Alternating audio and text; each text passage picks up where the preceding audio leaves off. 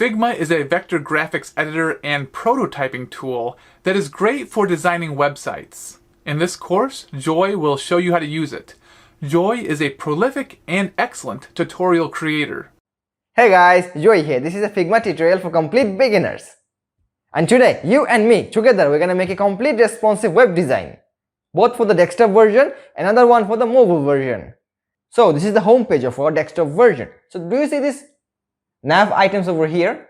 Home, teachers, contact us, sign in. According to this nav items, we have 4 pages, okay? Let me walk you through all the pages and sections, okay? So this is the home page, I mean the landing page over here. And then if I scroll down, then we're gonna find this section over here, and then this section over here, our offered courses. This is an education website, okay? And then if I scroll down, then you're gonna find this over here, and then lastly we have this footer over here. All right, let me zoom out a little bit. And this is the teacher section over here, you can see that. So this is the teacher section over here. We're gonna make some cards over here along with some buttons, and we're gonna also work with SVGs. This is the footer over here for this page, and then we have this contact us page over here, you can see that. So we're gonna also work with icons. Do you see these icons over here? We're gonna work with them, and also make some forms over here as well. You can check out the sign up page over here as well. This is the last page. You can download this entire Figma file through the link in the description down below. So once you download the Figma file, you're gonna find all of these pages over here. So this carries the desktop design, I mean this one over here, and this one carries the mobile design. Look at that. We have the mobile design over here, okay? So this is our home page. Let me walk you through this, okay? So this is the home page over here, and these are the style guides, I mean the typographic guides that we're gonna follow, okay? What will be the font size of the logo, font size of the large text, font size of the button text, etc. Every design carries this style guide, okay? Let me show you. The mobile carries the style guide, the laptop, the tablet design carries this style guide as well. The laptop design also carries this style guide over here. And the desktop version, this one, look at this, at the very top we're gonna find this style guide over here. So once you download the Figma file, you're gonna find all of these pages over here. You see this? The desktop carries the design for the desktop version, and the mobile page carries the design for the mobile version, okay? So I'm gonna click over here. Also, you're gonna find design for the laptop and the tablet version as well over here. So this is the web design for the mobile version, okay? Let me actually zoom in a little bit like that. Look at that. This is our home page over here, and then this is the next section, third section, fourth section, and this is our footer over here, okay? Let me zoom in a little bit. There we go. And then we have our social media icons over here as well, and then look at this teacher section over here, and this is the rest of the design. So today you and me together, we're gonna design the desktop version, okay, this one, and the mobile version. Do you see this laptop and tablet? This is your homework. After this tutorial, you're gonna practice over here, okay? You're gonna make this web design for the tablet version, and also you're gonna make the web design for the laptop version as well, okay? So these two are your homeworks. This entire video is divided according to these chapters over here. This one over here. You're gonna find the timestamps on the description down below. So first of all, we're gonna look at all the tools Figma carries. So once we have covered all the tools Figma carries, then we're gonna start making our responsive web design for the desktop version first. And then we're gonna start making the web design for the mobile version. By the way, this entire video is made for beginners who doesn't know anything about Figma. So we're gonna start from scratch. I will not use any plugins, libraries or design systems, just plainly from scratch. We're gonna use all the tools that Figma provided, and we're gonna make the design using those tools only. If this video gets at least 2000 likes, then I'm gonna make another video, advanced level Figma tutorial, where I'll be covering how to make a web design using the design system, plugins, libraries, prototypes, and also how to save time as well. So hit the like button and also hit the subscribe button so that your brother can afford a Maruti Suzuki 800. This one. Also note that these are our breakpoints, okay? For the desktop version, it is 1440 pixels, okay? And for the laptop version, it is 1024 pixels. And for the tablet version, this is 768 pixels. And for the mobile version, I have picked the 414 pixels, which is the width of the iPhone 11 Pro Max. Alright, then this video will start according to these chapters over here. First of all, you're going to open any web browser, okay, and you're going to type figma.com, like that, hit enter. you're gonna find this interface over here, and then you can log in or you can sign up if you don't have an account. Okay, so I have an account, then I'm gonna log in over here like that. I'm gonna use Google over here. So once you have signed up, you're gonna find this interface over here. Okay, let me explain this in short. Okay, so all of these are your draft, the projects that you are working on. Okay, let me actually scroll down a little bit so that I can show you some of my projects over here. Okay, like that. And this one over here, do you see this? This is used to create a new draft file, I mean a new project. And over here on this section over here, you're gonna find some templates over here in order to save your time. Okay, you can scroll down and see all of these templates over here as well. If you want to download Figma for the desktop version, you can do it as well. You're gonna click this over here on your profile icon, okay, like that, and then you're gonna click this get desktop app, and then it's gonna automatically download Figma for you. Alright, now I'm gonna show you this community tab over here. Okay, I'm gonna click this, or what you can do is you can come over here and you can click this community over here, and it's gonna bring you over here. So this community tab contains works of other people so that you can download and use for your own purposes. Okay, let me scroll down a little bit. So you're gonna find this. So these are the trending files over here. You're gonna find various assets over here, various design systems. Okay, so look at this over here. These are various icons that you can download and use on your projects. So like that, we have tons of resources published by other people for completely free. Alright, so I'm gonna scroll down so that you can look more. Okay, and then at the very top over here, these are your filters. Okay, if you want just plugins, if you want to just look at plugins, you can click over here.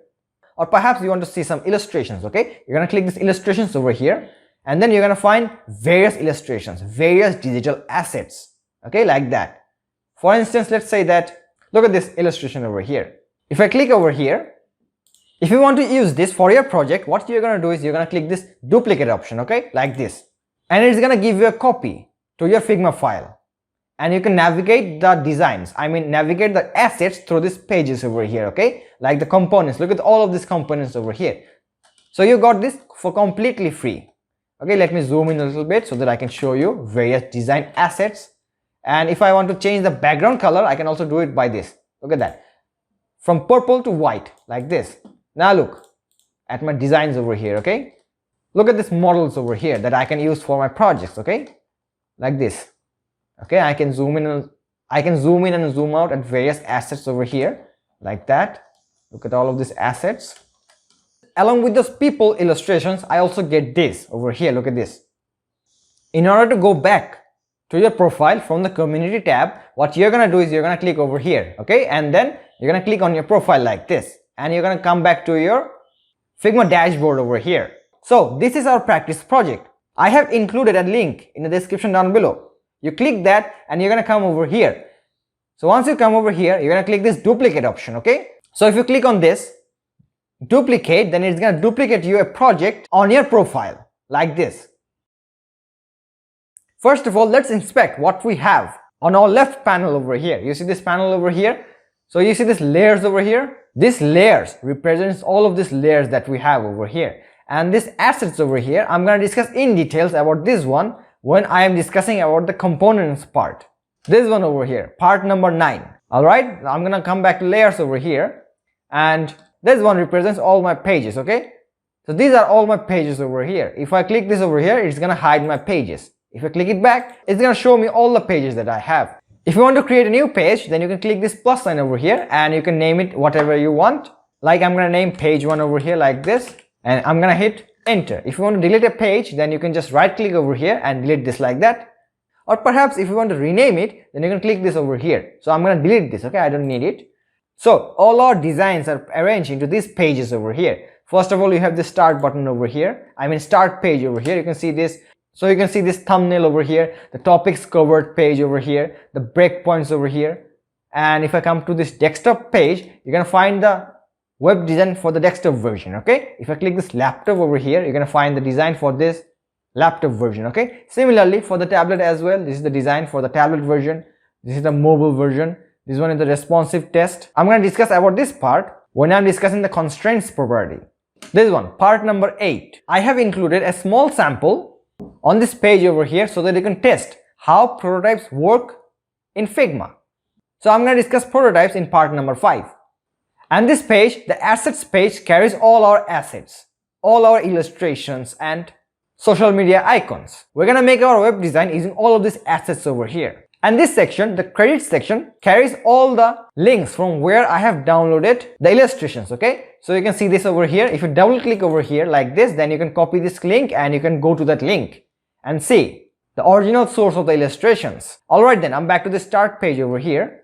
And now over here, I'm going to create a new frame, okay? By the way, all our designs are arranged into frames, okay? If I hit F, or if I click this over here, this frame button, don't worry, I'm going to discuss in details about all the tools on this top panel and on this right panel over here, okay? If I select this frame over here and if I drag it like this, like that, okay? By the way, regarding the basic movements, you can use your mouse scroll to go top to bottom like this, okay? If you hit shift and scroll your mouse wheel, you can go left to right like this, okay? If you hit control and if you use your mouse scroll, then you can go zoom in and zoom out like this. Look at that. Alright then, so I'm back over here on this frame over here. All our design, all our elements are arranged into frames, okay? Let's say that I have a circle, okay? I'm gonna hit O and I'm gonna draw a circle over here like this. Look at that. And now I'm gonna create a rectangle, okay? If I hit R on my keyboard, then I can draw a rectangle over here like this. Let's say that I want some text, okay? If I hit T on my keyboard and click over here, then I can write text, okay? Like this. Control A. And you increase the font size over here to 50, not 50, let's say 200, okay, like that. Look at that. We have some text over here as well. And so look over here, this is our frame, okay, and this frame carries all our elements over here. This ellipse over here, you see this ellipse, it gets highlighted in blue. You can see this blue highlighted color, okay? If I highlight the rectangle, look at this, I'm selecting the rectangle, okay? If I select the text over here like this, look, it gets highlighted over here. And do you see these two buttons over here? If I click this, then it's gonna hide me the frame like this. Look at that. Okay, now look at this, I can move this frame anywhere I want, okay? If I do it like this, look at that. But if you want to lock the position of this frame, what you can do is you're gonna click this over here, the frame, or you can just click on the name over here. You see this frame number 52. I'm gonna click this on the name, and then I'm gonna click this lock button over here. Then it's gonna lock me the position. It's not gonna move from its position. It's gonna stay fixed over here, including all the assets that is carried on the frame. Now look, I can't select the text, I can't select these shapes over here as well. It's gonna get locked over here. In order to unlock that, I'm gonna click this over here like this, unlock. Now I can move it and I can select all of these elements over here as well like that. So I'm gonna delete this frame over here like this. Alright, now we can keep our content inside our frame as it is, or we can also arrange them into groups. We can group them directly, or we can also use the auto layout option. So if I select all of them over here and if I right click over here, and we can get this option over here, auto layout, add auto layout. I'm going to discuss in details about this tool on part number 7 over here. So if I right click over here, then I'm going to get this add auto layout option. Along with that, I have this option, group selection. If I click on that, it's gonna behave like a group, okay? If I remove my mouse and click over here outside this box, then look at this, it removes the blue outline. If I hover over here, look, all the elements gets highlighted, which means that it acts like a group, okay? So if I want to ungroup this, what I'm gonna do is I'm gonna click over here and Control Shift G like this. Now look, it will behave individually like that. Look at that. This is behaving individually. This one is behaving individually. There is one as well. Same thing goes for the auto layout option. Okay, now I'm going to select all of them again and I'm going to create a new group over here, okay? Group selection. Now look, it behaves like a group, okay? Let's say that you want to move. Okay, now let's say that you just want to select the rectangle and nothing else. So in these cases, what you have to do is you can double click on the rectangle like this. Then it's going to select just the rectangle over here, or what you can do is you can hit Control on your keyboard, Control and click one time over here. Then it's going to select only the rectangle. If you want just only the text, you're going to select Control on your keyboard and just select the text over here like this. Or what you have to do is you're going to select this whole thing and then double click over here like this. Look at that. It's going to select our text over here. Now we're going to discuss in details about all the tools that is listed on the top bar over here this one over here, and all the tools that is listed on the right side over here. So let's get started. Alright then, the very first thing that I want to talk about is the movement. How will you move back and forth in your Figma file, okay? So if you hit shift and then if you scroll your mouse wheel, then you can go left and right like this. Look at that, okay? So if you release the shift and just use your mouse scroll, then what you can do is you can just scroll top to the bottom like this. Look at that, okay? So in order to go top to bottom, you're gonna use your mouse scroll like this, okay? Like that. And if you want to go to left to right, then what you're gonna do is you're gonna hit shift and then you're gonna scroll your mouse like that. Look at that, you're going left to right. If you want to zoom in and zoom out, what you're gonna do is you're gonna hit control and then you're gonna use your mouse scroll like this. Look at that, I'm zooming out and then I'm zooming in like that. Look at that, okay? And you can also use this hand tool over here, okay? If you hover over here, or perhaps you can also use the H key on your keyboard like this, and then you can pinch your left mouse button, or you can just click over here and you can just move back and forth like this. Look at that, there we go. Let's talk about this feature over here. So if you click over here, you have two options, the move option and the scale option. First of all, let's look at the move option, okay? So if I click this move option or shortcut V, okay, you can see all the shortcuts over here. V for move and scale, it is K, okay? So I'm gonna select that move option over here, V, okay? And then I'm gonna come over here and then I'm gonna select this frame. In order to select this frame, you're gonna select this name over here, and then what you're gonna do is you're gonna move it like this. Look at that. You can move freely, independently, anywhere you want, okay? You can select any frame you wish. For instance, let's say that I want to select this frame over here, okay?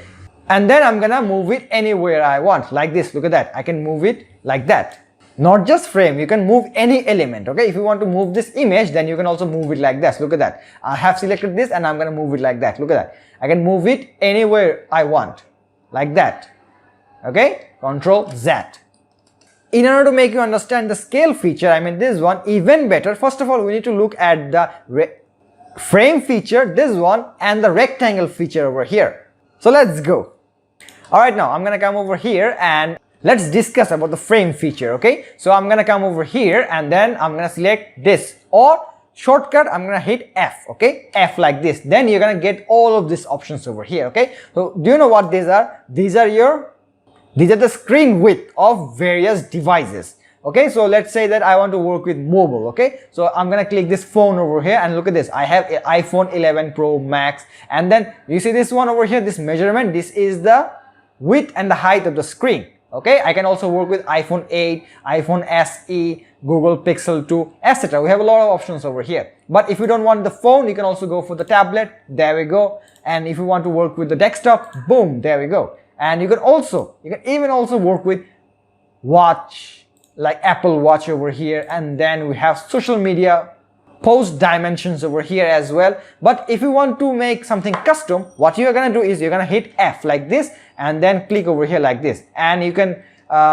drag this little icon over here anywhere you want, and you can just customize the width and height according to your needs, okay? So now the next thing that I want to talk about is this one over here, okay? So what is this? This is a frame, okay? It's gonna show me that it is a frame. But if you want to change it, if you want to change the frame to a custom frame, let's say that I want to work with iPhone 11 Pro Max, okay? I'm gonna select this. Now look, it's gonna change me the width and the height like that. Look at that. But if I want to work with, let's say we have Surface Pro 4, okay? Look at this predefined width and height, okay? If I select this, then it's gonna give me that width and height. If I select this, now look, 1368 by 912 pixels. I mean 1368 is the width, 912 is the height, like that. Look at that. And also you can just drag like this according to your needs, okay? You can adjust the width and height, okay? So look at this X and Y. These are the coordinates. I mean, where is your frame located in your Figma file? This X and Y represents that. If you drag it like this, look at that. Your frame is moving to the left, I mean to the right, okay? If you want to move it to the left like this, then you can also do it like that. There we go. If you want to move it vertically, then you can do it with the Y axis over here like that. And if you don't want that feature, then you can just drag your frame over here and I mean, click your frame over here and drag anywhere you want. Like this, look at that. Okay, let's say that I want to place it over here, okay, beside my offered courses frame over here, like that. Look at that, I have kept it over here, and it's gonna give me automatic calculations over here. I don't have to worry about that. Now let's look at this feature over here, the width and the height. Okay, you can guess it by the name. This is used to set the width and height of your frame, or perhaps your rectangles as well, or any shapes you want. Okay, so I'm gonna select this like this, and look at these features over here. Okay, I'm gonna select this, and I can individually set the numbers. Let's say that I want 800 pixels. Okay, I'm gonna write 800 pixels over here. There we go, it is 800 pixels over here. You can also do mathematical calculations over here as well. Let's say that I want to add another 50 pixels. Okay, I'm gonna write 50 over here. Now I'm gonna hit enter. Look at that, 850 pixels. You can also do minus multiplications, etc., according to your needs. Okay, I'm gonna let's say I want to minus 9 pixels from here. It is 859 pixels, so minus 9, enter. There we go, 850 by 850, which is a square. Okay, I changed my mind. I'm gonna set it to, let's say, 350 over here, like this. Look at that. Okay, so do you know what mode this is? This is the portrait mode over here, and let's convert it to landscape mode. Okay, I'm gonna click this over here like this, and do you see these two little buttons over here? This is the portrait mode, and this is the landscape mode. Look at this, and look at my, first of all, look at my width and height. Okay, the width is 350, height is 650. It's gonna get shifted between these two. Okay, let me show you. Okay, I'm gonna select this over here. Now look, so after selecting this button over here, now look very carefully, the value of these two jumped. It was 650 before, and now it's 350. Okay, it was 350, now it's 650. Now look very carefully, I'm gonna convert it back to portrait. Okay, like this. Look at that, look at that, these two values are jumping. At the same time, our frame is changing over here. Look at this, there we go, like that. If you want to change the angle of your frame, you can just drag over here like this. Look at this, I can change the angle of my frame. Look at this, it is rotating. Okay, let me actually zoom in a little bit. Now look at this, it will rotate like this. Okay, we have negative values, we have positive values, etc. You can just manually do it as well, like this. I'm gonna set it to 0 like this. There we go, boom. Now look at this over here, this is the corner radius. Okay, look here very carefully. I'm gonna zoom in. Do you see this? This is pointy corners. Okay, so if I select this and if I drag like this on the right side, now look, we can set curves on our shapes and frames. Okay, so look at this, look very carefully, look at this, you see this?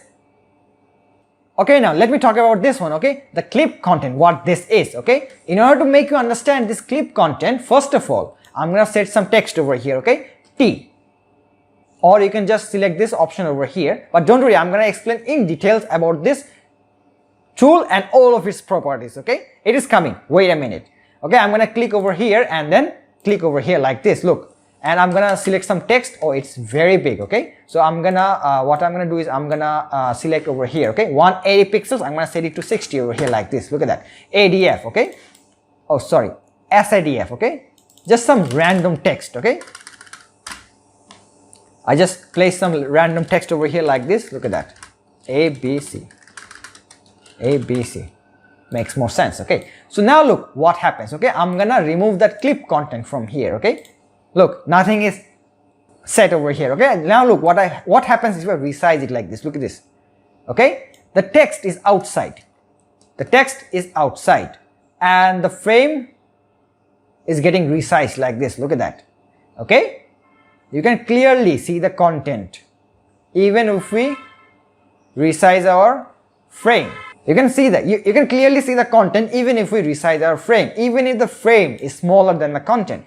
But look very carefully what happens if I enable the clip content over here like this. Look at that, it gets clipped like a scissor. Okay, now if I resize it, now you can visibly see all the parts of our content over here. Okay, like that. Look at that.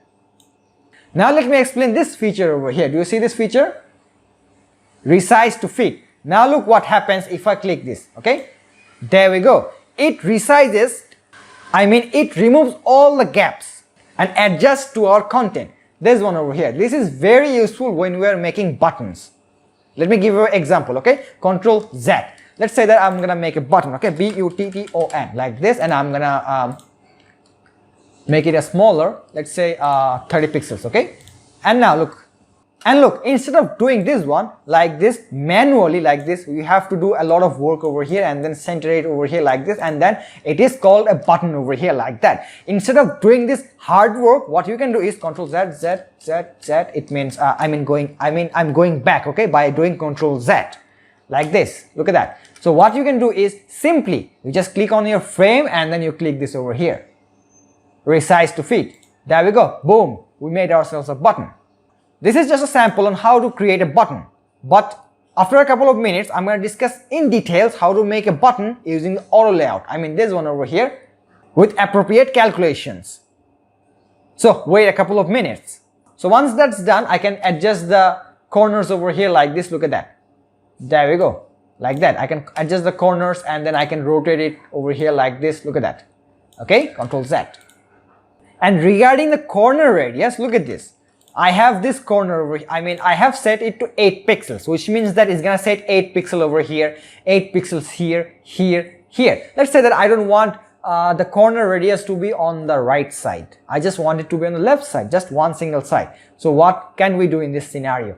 I'm gonna select this over here and I'm gonna click this little icon over here, okay? And then look at this. This is called independent corners. It is set to 8 pixels for all the 4 corners, okay? So let's say that I don't want the corner radius on the right side. I just want it on the left side. So what I'm going to do is I'm going to do it like this, okay? This is the top.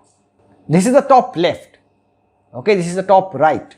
I'm going to select this and I'm going to set it to 0 like this. Look at that. Now look, the corner effect is removed, okay? I'm going to select this again and I'm going to select top left, top right. Bottom left, bottom right. This one, okay? I'm going to select this 0. Oh, sorry, my bad. I chose the wrong corner over here. But you learn from mistakes, right? So I'm going to select this again and I'm going to set it to 8 pixels over here and 0 over here like this, and then enter. Look at that. I have corner radius over here on the left side, not on the right side. There we go. Now let's discuss about this feature, okay? The slice feature. So what this is used is, let me actually come to my, let me actually delete this, okay? I'm going to come on to this frame over here, okay? Let's say that I just want not the whole image, I just want the head, okay? I just want to download the head. I just want to work with the head, okay? So what I'm gonna do is I'm gonna click this over here, slice, okay? And then I'm gonna draw a rectangle over here on the head section. Can you see this properly? Okay, there we go. Now look, I have a little slice over here. You can see this, okay?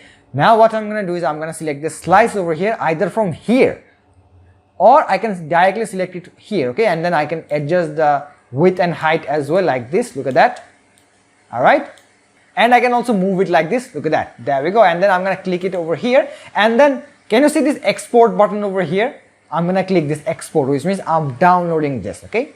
Now I'm gonna click this plus sign over here, and you can set the image quality as well. You can set it to PNG, JPG, SVG. I'm gonna do it in SVG, okay? I'm gonna select this and then I'm gonna export this one. Look at this. I have downloaded a little file over here. So what I'm gonna do is I'm gonna drag it over here like this.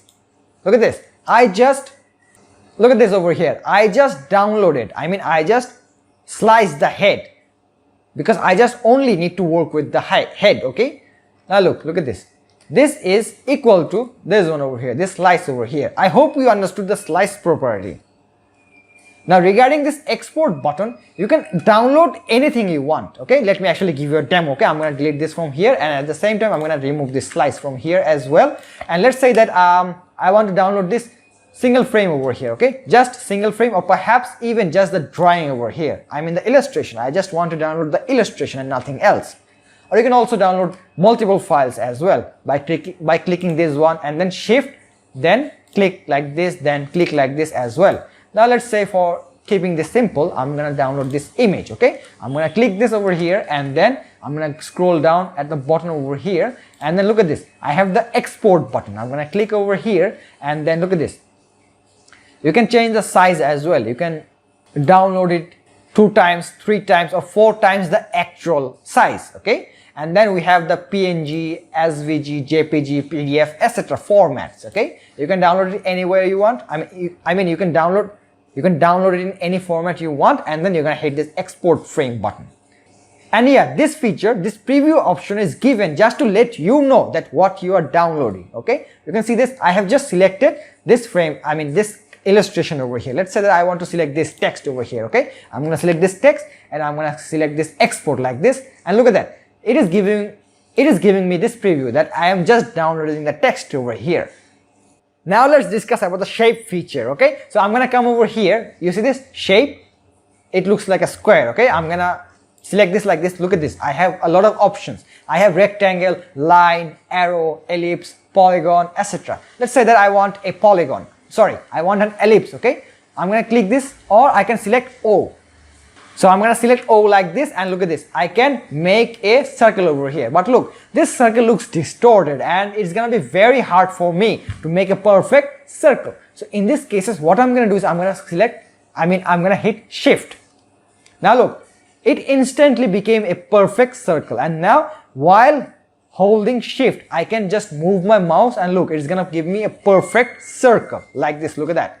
Okay, this is a perfect circle over here. I'm gonna delete this, and I have more options like a rectangle. Okay, and I'm gonna select a rectangle like this. Look at that. Okay, I can do it anywhere I want. I can move it anywhere I want, and I can select the width and height accordingly. Okay, look at this, I'm moving this and I'm resizing this like this. And do you see this little dot over here? This dot over here. It is used to set the radius. Look at this, corner radius. You can do it over here, or you can do it over here directly like this, or what you can do is you can select this options over here. Okay, like this, as I told you a little bit earlier. Okay, you can do it like this as well. And yeah, do you remember this scale button? Do you remember this scale tool over here? This one, as I told you that I'm going to discuss in details after discussing this frame and this rectangle. Now I'm going to discuss this. Okay, so where this scale button is used. Let's say that you want to scale. You want something. Let's say that you want to make something bigger. Okay, so in the case of this circle, do you remember this circle, this distorted circle? Okay, look at this. You cannot make it a perfect circle. Let's say that I have selected a shift. Okay, shift. Now look, it looks like a perfect circle. Okay, I have released that shift. Now let's say that you want to make it a little bigger. Okay, what you normally do is you're gonna select this like this. Look at this. Okay, when you try to make it bigger, it's gonna get distorted again. So in this cases, what you can do is you can just simply select the shift and it's gonna resize accordingly. Or what you can do is you can select this scale function over here. You can select this over here directly, or you can just select the K option on your keyboard. Okay, K, and look at this, I have a different icon on my mouse. Okay, I'm gonna select V, which means move. Okay, look at this icon on my mouse. Okay, I'm gonna zoom in a little bit. Look at this, this is V, this is for the move, this is the default, and if I want to resize, this is K. Look at this, scale, and this is move. Okay, I'm gonna give K over here like this. Now I'm gonna resize. Look, it's gonna resize proportionately in proportional measurements. Okay, now look at this. Okay, 788 by 788. Okay, I'm gonna resize it again. Now look at that, it's gonna give me accurate proportion measurements. So I'm gonna remove this circle from here and I'm gonna draw a perfect square. Okay, shift and then I'm gonna hit R, which means rectangle, or you can just select it from here as well and shift and then drag like this. Look at this, this is a perfect square. Okay, now let's talk about this feature, this fill feature. Okay, this is used to color your rectangle, color your shapes like this. Look at that, you can color it anything you wish. You can also input the hex value. You can also change the opacity over here. You can also use these predefined colors. Let's say that I want to use sky blue over here. Look at that. And you can also use this dropper tool. Okay, if you select this dropper tool, then you can select anything you wish. Let's say that I want my box, my square to be the color of this. Okay, so I have this eyedropper on my hand. I'm gonna select this over here like this. Now look at my square over here. Look, this is the same color as this one over here. Now let's look at more features that we have on our right panel over here. Okay, these features. Okay, I'm gonna select it over here and I'm gonna change it to the default color. Okay, wait a minute, E4, E4, E4 like this. Oh, sorry, there we go, it is C4, C4, C4. All right, so the first thing that I want to discuss is the stroke. So what this does is it gives a stroke around our box. Okay, let me show you. Okay, I'm gonna select this like this. Look at that, it's gonna generate me a little stroke over here. Okay, can you see this black colored outline over here? I'm gonna increase its width. Okay, like this. Look, 3, 4, 5, 6, 7, 8, 9, 10.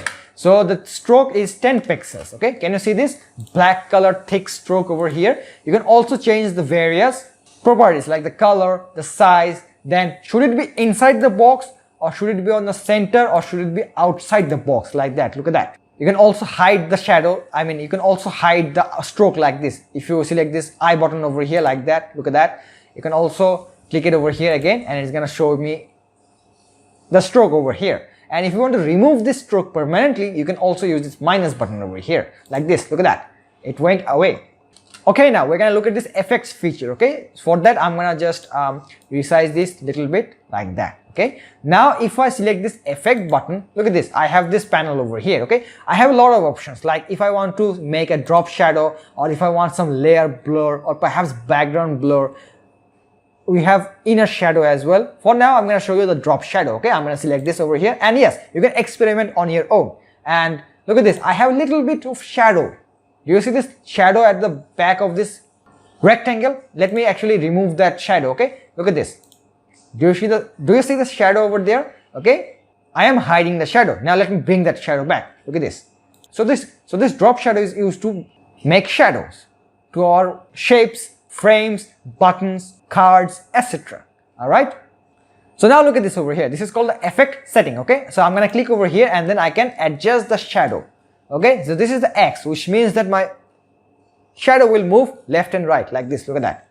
Okay, look at this. Look, my shadow is moving left and right. If I want to move the shadow top to the bottom like this, I'm gonna use this Y button over here. Okay, like that. Look at that. And then if I want the shadow to spread, I'm going to use this spread over here like that. Look, the shadow is getting bigger, okay, and smaller as well. And you can also change the color over here, opacity over here as well. And if you want to change the blur, you can do it like this. There we go. We're increasing the blur. So we're going to utilize this drop shadow when we are making buttons. Okay, let me actually give you a demo. Look at this. Our buttons have a little bit of drop shadow over here, as well as these cards. Look at these cards. Okay, this has drop shadow. So when we're making this layout, when we're doing this design, we're going to utilize this drop shadow. Whatever I have discussed so far, this is the design section, okay, on the right panel. So this is the prototype over here.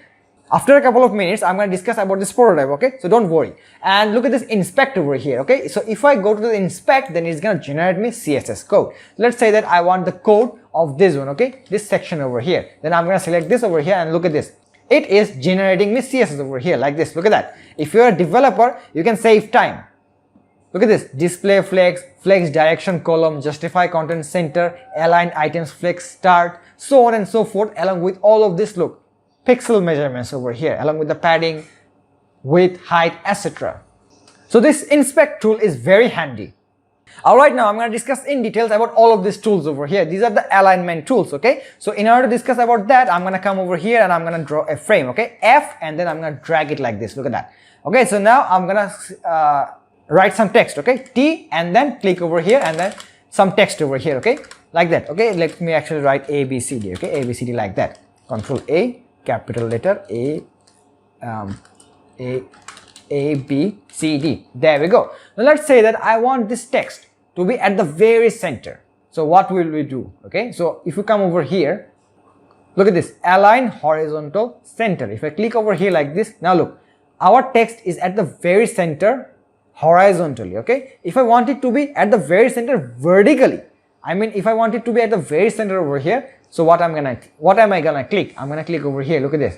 This is the align vertical centers like this. Look at that. It is at the very center, both horizontally and vertically. Let's say that I want to move it to the very left, at the very left. Okay, what I'm going to do is I'm going to click this over here like this. Look at that. This is alignment left. If you want alignment right, you can also do it like this. This option over here like this. Look at that. So you can experiment with all of these values over here. And regarding this, I'm going to delete this over here like this real quick. And regarding this panel over here, this tool over here, and regarding this text, this is the file name. Okay, if you double click over here, then you can rename it. Okay, so I'm gonna keep it Figma file over here, Figma tutorial over here like that as it is. And if you click over here like this, you can download this Figma file. You can also duplicate it, you can rename it, and you can also delete this as well. So these are the options that you have. You can also share it with your friends that what you created so far. like you created these frames over here. If you want to share it with your friends, or perhaps if you want to share it with your clients, then you can click this share option over here, and then you're gonna find appropriate details. Okay, so I'm gonna remove this now right now. And okay, now regarding this button over here, this is called a present button. So if you click on here, then you can see your designs live. At the same time, if you're working with prototype, then you can also view your, you can also test the interactivity of your prototypes live. Don't worry, I'm going to discuss this prototype after a couple of minutes. Okay, so let's say that I'm going to click on here. Okay, after selecting this design over here, okay, I'm going to click this. I can view this over here. Now look at this. This is the desktop typography. Okay, and if I come over here, if I click this arrow over here, then it is going to go next like this. Wait a minute. These are the sections. Look at this. This is my design over here. Okay, I can view it over here. Now look, this is very large. Okay, I want to make it small. So what I'm going to do is I'm going to come to these options, and then I'm going to select this fit, scale down to fit. Okay, like this. There we go. Now it looks much better. Okay, so I'm going to come over here and I'm going to go next. Or perhaps you can also use an arrow right like this. Look at that. It's going to move to the next frame like this. So by this way, you can preview your designs, what you created so far. Okay, you can view it like this. Look at that. There we go. Now we're going to discuss about the text tool in details. So this tool over here, the text tool, is used to add text to our web designs. So if you notice carefully, then every design, the desktop, tablet, laptop, mobile, contains this chart over here. Okay, this is the typography guide. Chart shows that what should be the font size of the logo, the font size of the nav items, font size of the large text, font size of the small text, the text of the button, etc., along with the line height over here. So you can see that the line height of large should be 90 and the line height of small should be 43 over here. Same goes for the mobile design as well. Look at this over here. I have included the mobile typography over here. So the logo is 48 pixels, then large text 32, button is 24 pixels, so on and so forth. This chart is also mentioned for the laptop as well. So look at this over here. So this is the laptop design over here, and this one is the typography for the laptop design. Okay, so logo is 60 pixels, the button should be 30 pixels, so on and so forth. So I'm going to come over here, and over here I'm going to create either a rectangle or a frame. So you can hit R like this, and it's going to create me a rectangle. But I'm going to use a frame over here. Okay, Control Z. So if you hit F like this, it's going to create a frame like this. Look at that. Okay, I'm going to make the frame a little smaller. Let's say 1000 by 500. Okay, that will do for this tutorial like this. Look at that. Alright then, in order to use the text tool, you directly click over here like this, and it's going to highlight blue over here, and you're going to get a plus sign on your mouse. Can you see my mouse over here? It is in plus sign. Okay, and if you want to do it in a shortcut way, you just hit T on your keyboard like this, T, and it's gonna highlight that text over here on your mouse. And if you click anywhere, then you can get this sign over here. You see this? Then you can add text like this. Look at that. It is set to 110 pixels, but by default your text should be 12 pixels like this, which means that wait a minute, it should be on 12 pixels like this, which means that it's going to be very small. So what you're going to do, you're going to click over here. Okay, and you see this option over here. This is used to set the font size. So what is the font size of our desktop? Let's see. It is for the logo, it's 90 pixels. Okay, so let's set it to 90 pixels like this. Look, it is set to 12. I'm going to set 90 over here like this. Okay, then enter, and then it's going to output me this result. Okay, so this is used to set the font size. And this one, you see this is used to set the font family. It is currently set to Roboto. And if I click over here, and I can change the font family as well like this, it should be let's say we're gonna set it to Poppins like this, Poppins, Poppins. Okay, now look, the font family changes. Similarly, I can also write sans serif over here. Sans let's go for sensation. Okay, I'm gonna hit enter like this. Look at that, it changed.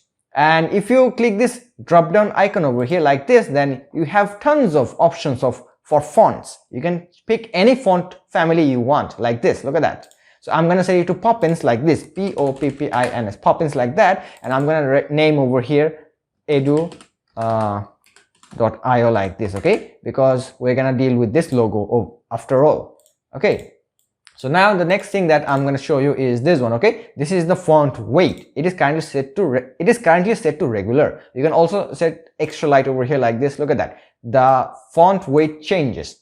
Okay, you can also set it to thin like this. Look at that, it became thin. You can also set it to, let's say, extra bold. Look at that, how bold this text is. Okay, I hope you understood it so far. And you see this over here, so this is used to set the line height. Look at that, it is written, highlighted over there, line height. Okay, so I'm gonna set it to, let's say, regular. Okay, like this. So this logo should be regular.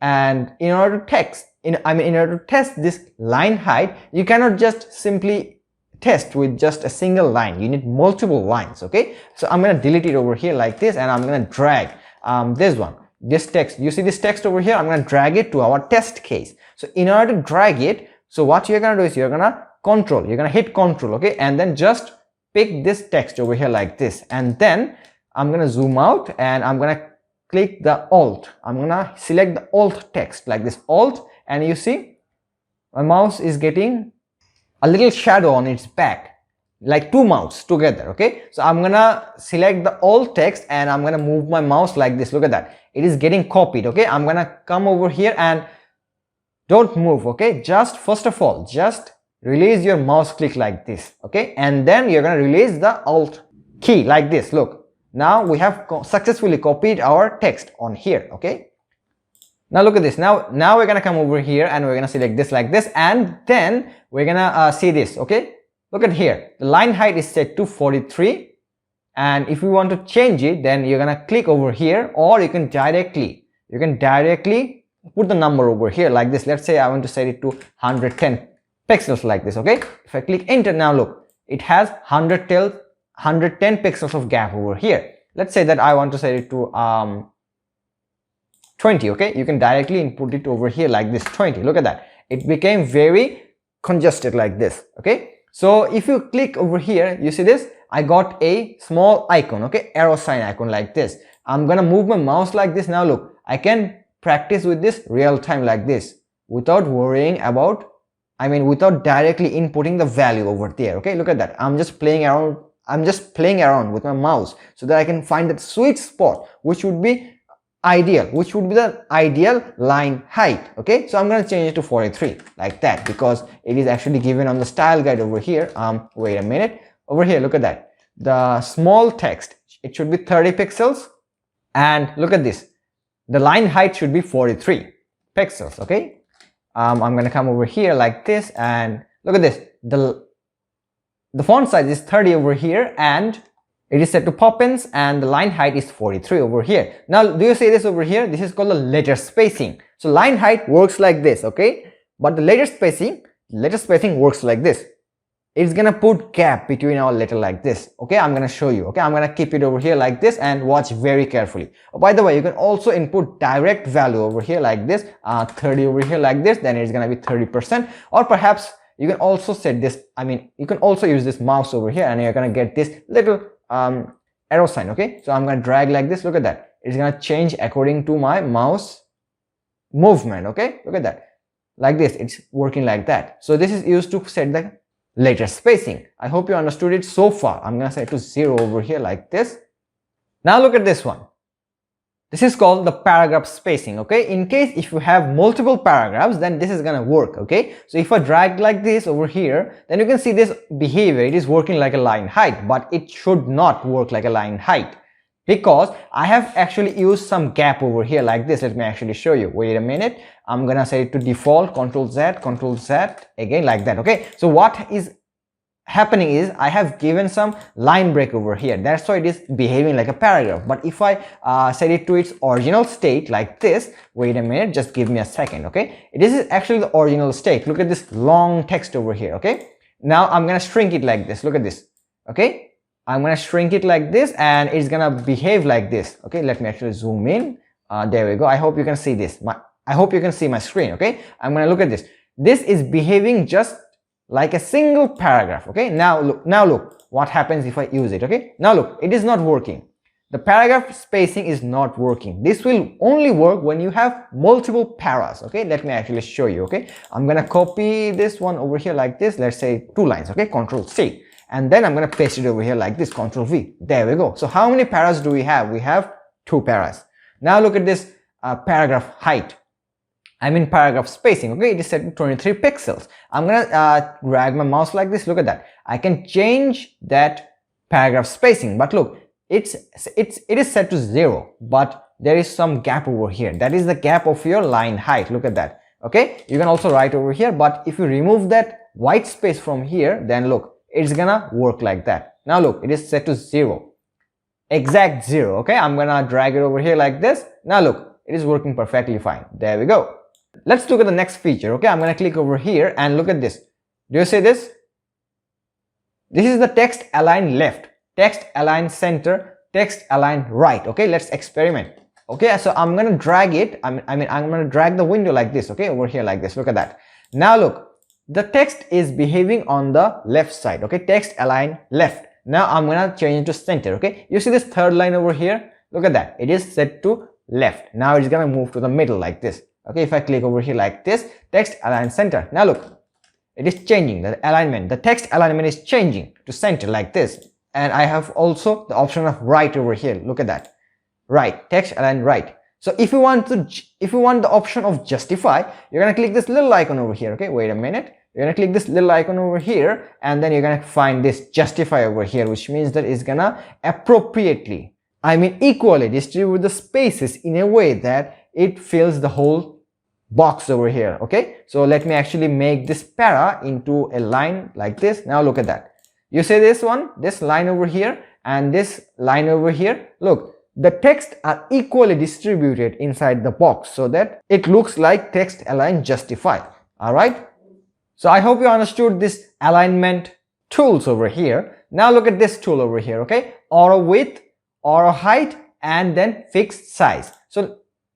So in order to discuss these tools over here, first of all, what you're gonna do is you're gonna reduce the size of your font size. Okay, so I'm gonna set it to, let's say 20 pixels like this. Okay, now let's say I want to drag it like this. Okay, I'm gonna drag that box like that. Now look, this is behaving like a fixed height, which means that our para over here will occupy what is this, 912 pixels of width into 286 pixels of height. So it's gonna occupy that much amount of space on our web design, or perhaps on our frame. Okay, so I can drag it like this. Now look, it's gonna, those snapping guides. Okay, you see this orange colored guide over here? It's gonna work accordingly to our box.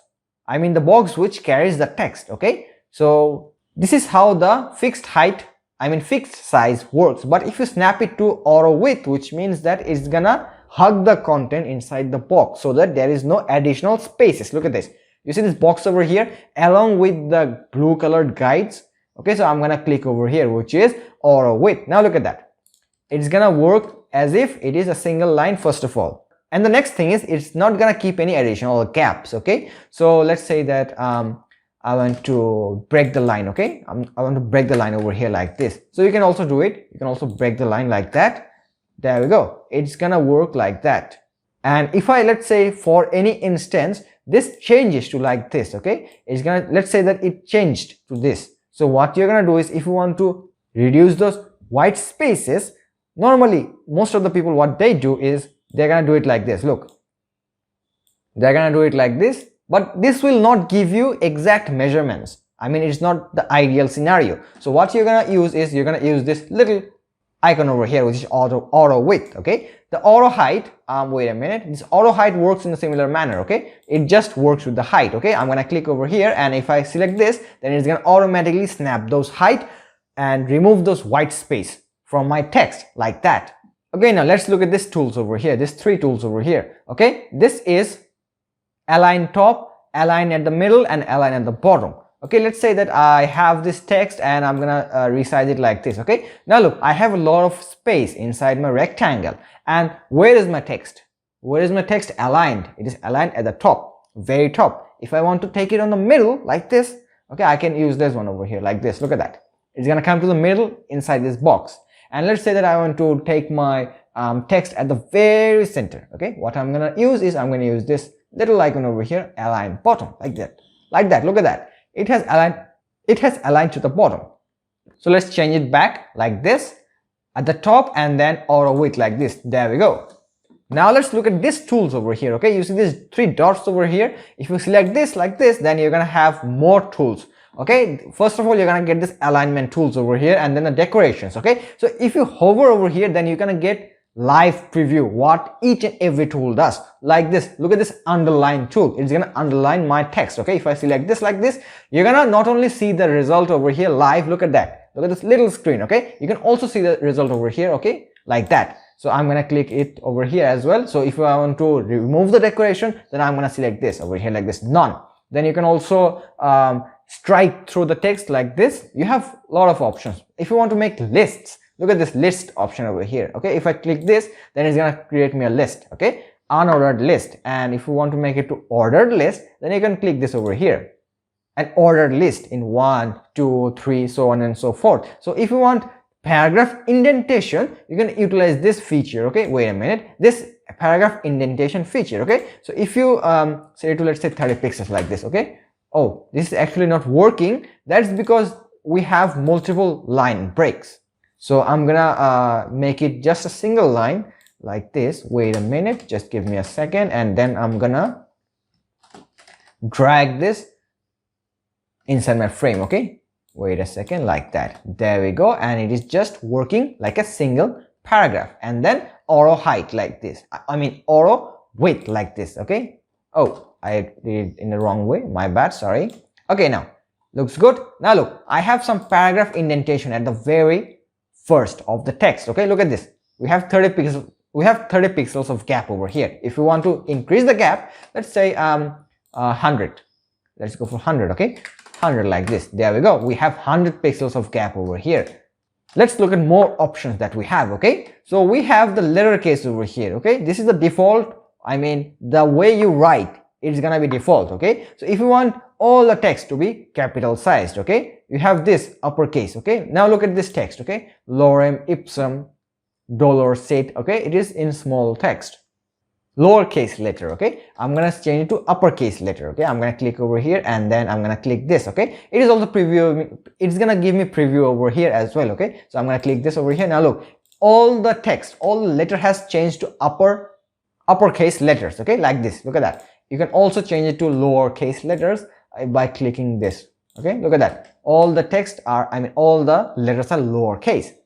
By the way, if you want to change the color of your text, what you have to do is you're gonna select any text. Okay, let's say that I want to select this text over here. Okay, so what I'm gonna do is I'm gonna control and then click over here like this. Okay, or what you can do is you can double click over here like this, and it's gonna get selected. Okay, and then what you're gonna do is you're gonna scroll down over here, and you see this fill option over here. You can change the color over here by inputting your hex value over here, or what you can do is you can just select this option over here. Okay, you can get this eyedropper over here, which means that you can pick any color you want like this. Look, I'm gonna select this over here like this, and let's say that I want to change it to this color over here. Okay, so I'm gonna select this, and look, the text gets colored according to this color over here.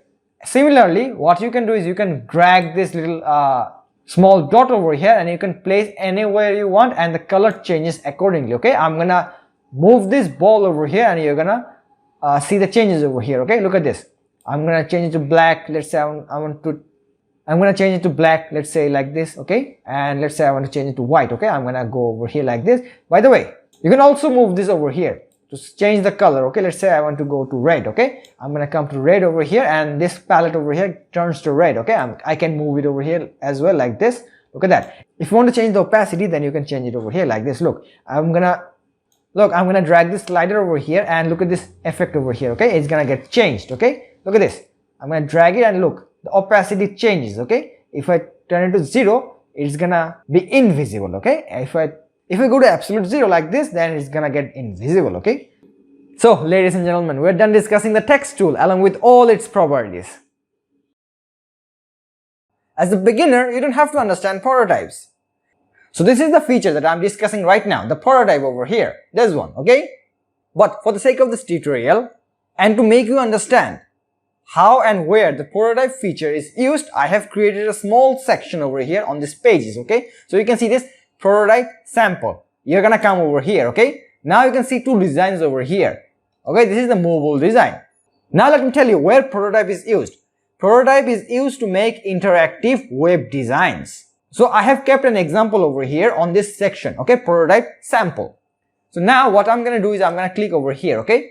Prototype, like this. Now look, I already created some frames over here, but I'm gonna delete it, okay? So I'm gonna click it over here like this, and I'm gonna delete, and then I'm gonna click over here and then delete. Okay, so I'm starting from scratch in order to make you So I'm starting from scratch in order to make you understand how the system works. I mean the prototype, how prototype works.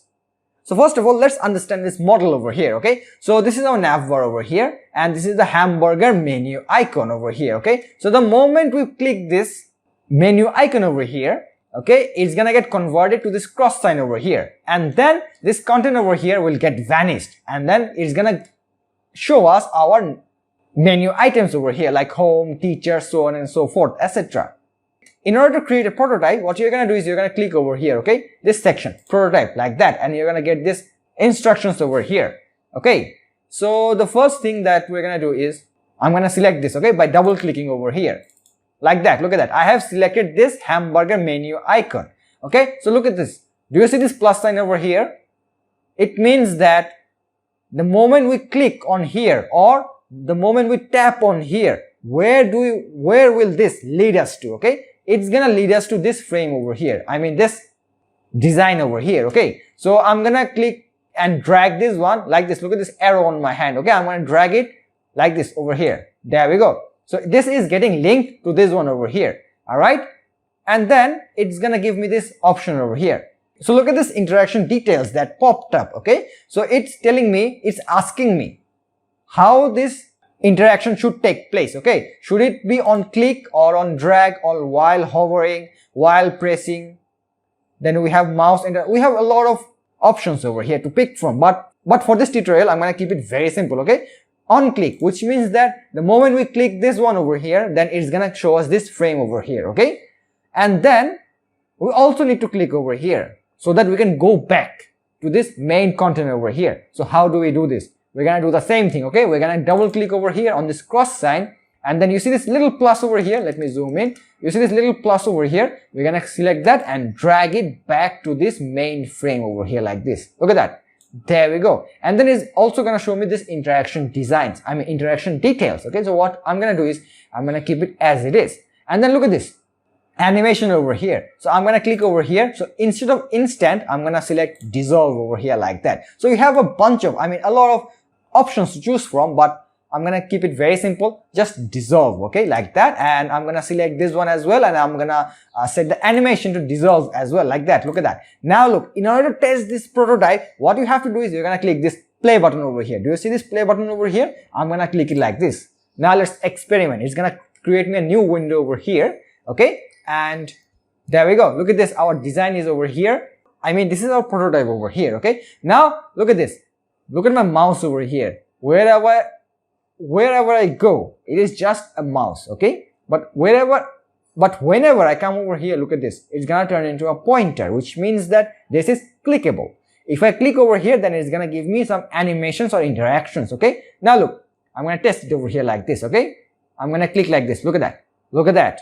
We have our navigation menu items over here, and we also have this cross sign over here, okay? I'm gonna click over here again like that. Look at that. It went back to our frame, main frame over here. Let's experiment again, okay? Click like this. There we go. And then in order to go back, look at that. Do you see this animation, this dissolve animation? Look at that. It is just fading in, fading out. I really hope that you understood the prototype feature. If you want to experiment with the prototype, you're going to come to this section over here, the prototype sample, and follow the instructions that I have given you. Now we are going to discuss about the feature called auto layout.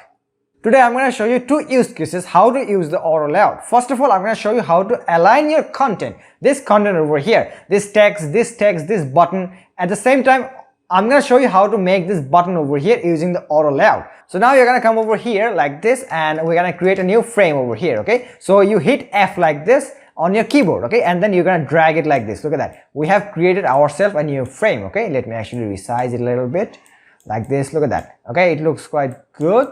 And then now I'm gonna create a text, okay. So T, and then I'm gonna place it over here like this, okay. I'm gonna write something like this, and then I'm gonna set the size to, let's say, 60 pixels, okay. Wait a minute, it's gonna work right now. 60, there we go. And now I'm gonna duplicate this, okay. Let's say that I want to duplicate it 3 times, okay. I'm gonna select the keyboard named Alt, okay, and then I'm gonna drag it like this. Look at that, okay. It's gonna get copied, okay. Alt, and then use your mouse like this. Look at that, Alt and then mouse. It's gonna duplicate me the same thing, okay. Control Z. Now where is the auto layout used? Let's say that this text are over here like this. Look at that, okay, in this array.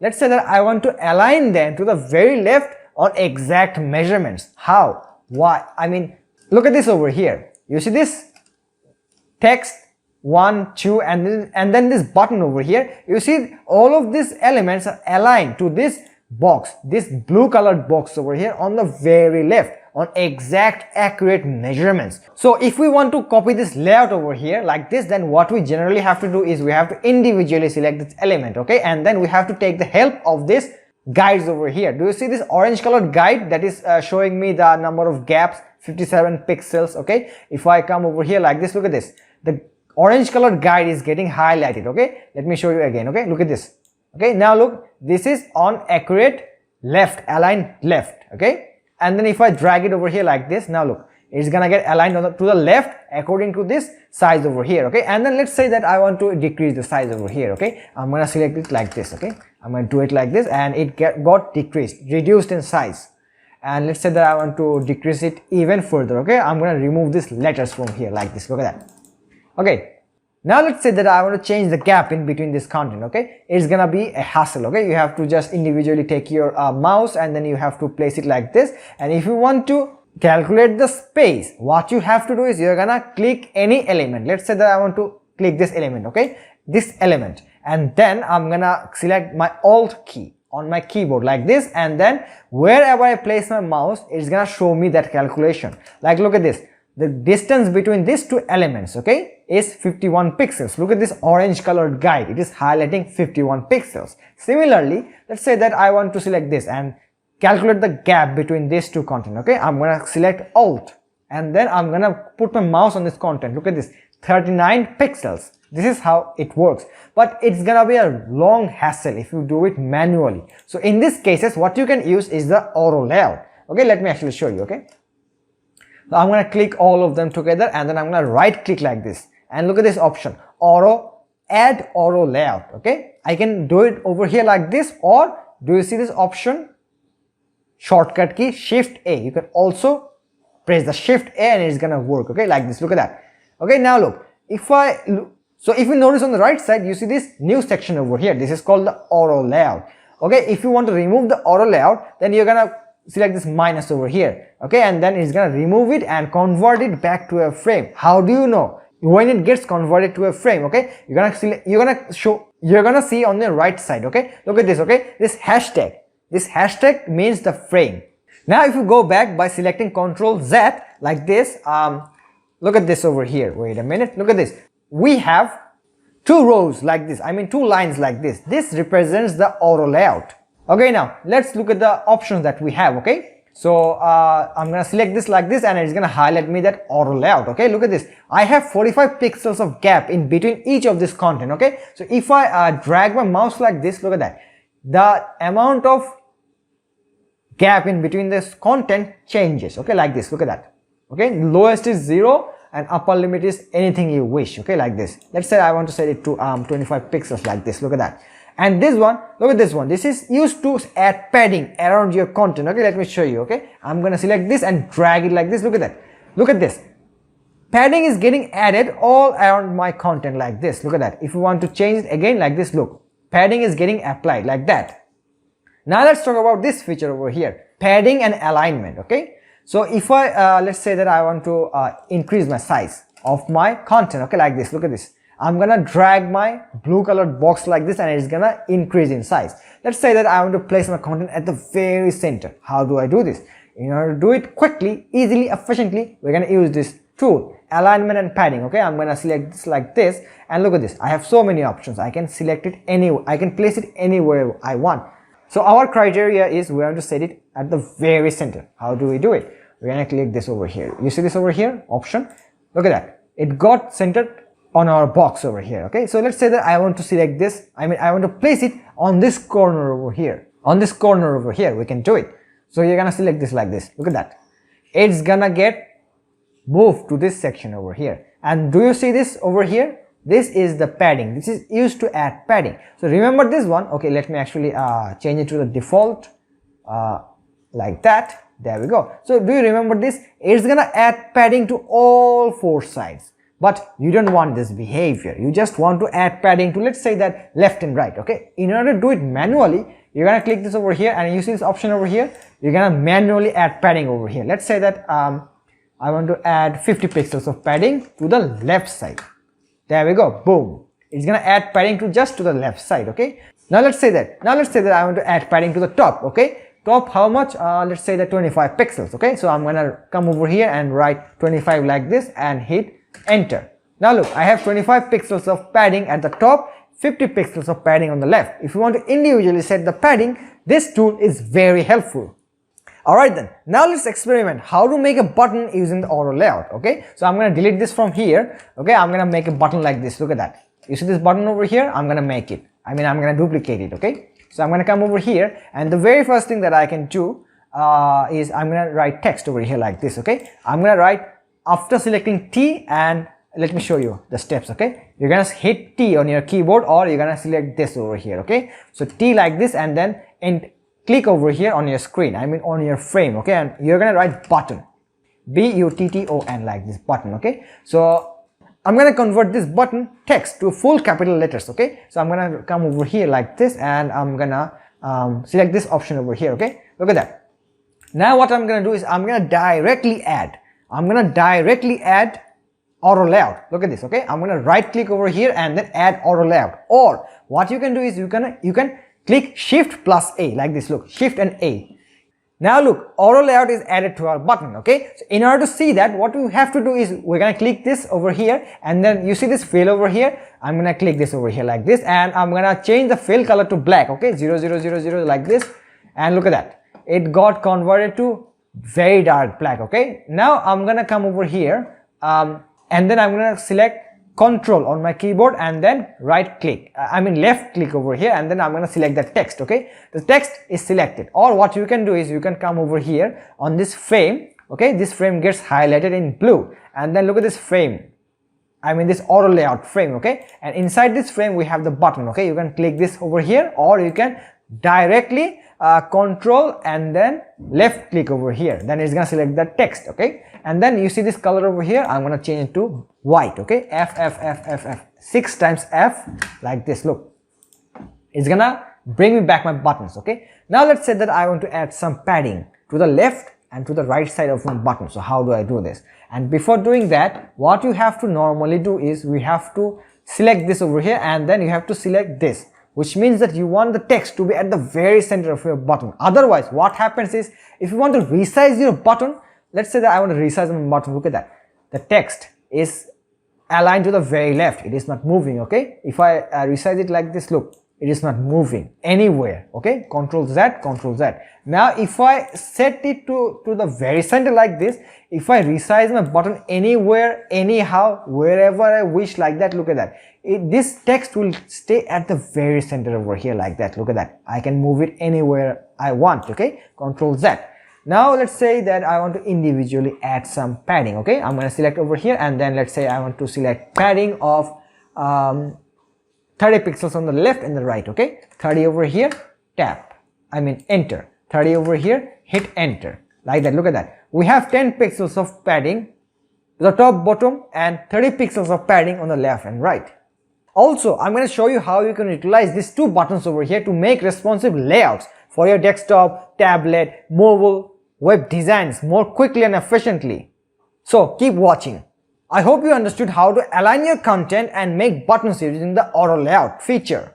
Now I'm going to show you this feature that is left to discuss, this feature over here. Okay, so this is the vertical direction and this is the horizontal direction. Okay, I'm going to remove this real quick and look at this over here. Do you see this layout over here? Do you see these cards over here? How is this stacked? This is stacked on a horizontal line. And if you see the mobile version, the mobile design, look at this. It is stacked vertically like this. So how do we do this? Very quickly, easily and efficiently. Okay, so I'm going to come to this desktop version over here and then I'm going to copy this one to the right side. Okay, or perhaps let's say I want to copy this over here. Okay, like that. There we go. I'm going to extend this like this. Okay, and then I'm going to click one time over here. Okay, and then Alt. Press the Alt button on your keyboard. Okay, like this, and then drag it over here like this. Look at that. Okay, so auto layout is also enabled on this one. Okay, if you see the right panel over here, you see this auto layout. You see this auto layout is enabled. Okay, do you see this horizontal direction? It is enabled, which means that our cards will act like this. Okay, it's gonna act on the horizontal line. It's gonna layout on the horizontal line. But let's say that we want it to be on the vertical line, which means that we want to make it for the mobile version. Okay, what we're gonna do is we're gonna click it over here like this. Look at that, boom, we made the layout of our cards for the mobile version. Look at that, how quickly I made it. So the mobile has small screen. Okay, so I have to resize it like this. Let's say that I'm gonna come over here and then I'm gonna hit the K, or what you can do is you can come over here and then select this scale version over here. Okay, I'm gonna hit K over here like this and then click this and then I'm gonna resize it like this. Look at that, it got resized. If you want to resize even further according to your screen, which is normally small, like this, look at that, you can adjust the width and height accordingly to your needs. Okay, like this, using the scale tool. Now look at this side-by-side comparison, how easily and quickly I made layout for my mobile version from the desktop version. This is the desktop version over here and this is the mobile version over here. By the way, do you see the content inside this card, this chemistry, this button over here, this image over here? All of them are using the auto layout, and I have used auto layout to align the content at the very center. If I select one card like this, look at that. Okay, I have selected this card over here. So look at this content over here. Okay, if I come to this auto layout, look, all the content has 19 pixels of padding, I mean gaps in between. And then if I select this one over here, then you can see that the content is aligned to the very center like this. Look at that. I really hope that you understood the auto layout feature. The next feature that I want to talk about is the layout grid. So you can select any frame you want across all these pages, either the desktop, tablet, mobile, or anything. So you're gonna find these frames. Okay, I'm gonna select the first one as an example. Okay, and then you're gonna find this over here, the layout grid. So where is this used? If you want to plan your content, I mean if you want to make your web design responsive for the desktop, tablet, mobile, etc., you need to plan your content, right? So using this you can plan your content. Let me show you a demo. Okay, so I'm gonna you see this I button over here, I'm gonna click this.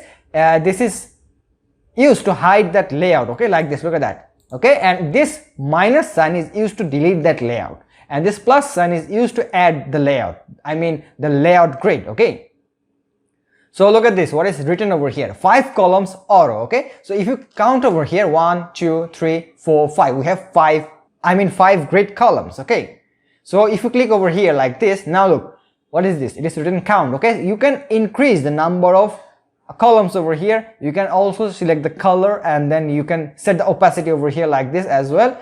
So I'm gonna click over here like this, and then look at this, we have this option. Okay, columns, we can also change it to grids like this, and you can see this little dots over here like a graph paper. Okay, you see this thin lines like this. Okay, this pattern. Okay, so this is the grid.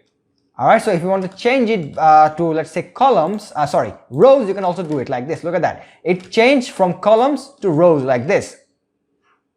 Now let's change it back to columns. Okay, like this, I'm gonna click over here and then columns like this. Now look, how many columns do we have? 1 2 3 4 5, right? So look at this over here, we have 5 columns over here, and look at this margin over here, 50 pixels of margin. So if I zoom in over here, so look at this over here, You see this first column over here, the gap between the first column and the start of our screen over here is 50 pixels. This is the gap. I mean, this is the margin over here. And regarding the gutter, we say we have 30 pixels of gutter over here, okay? Now look at this. This is the gutter, okay? I mean the space between the columns, okay? This is 30 pixels.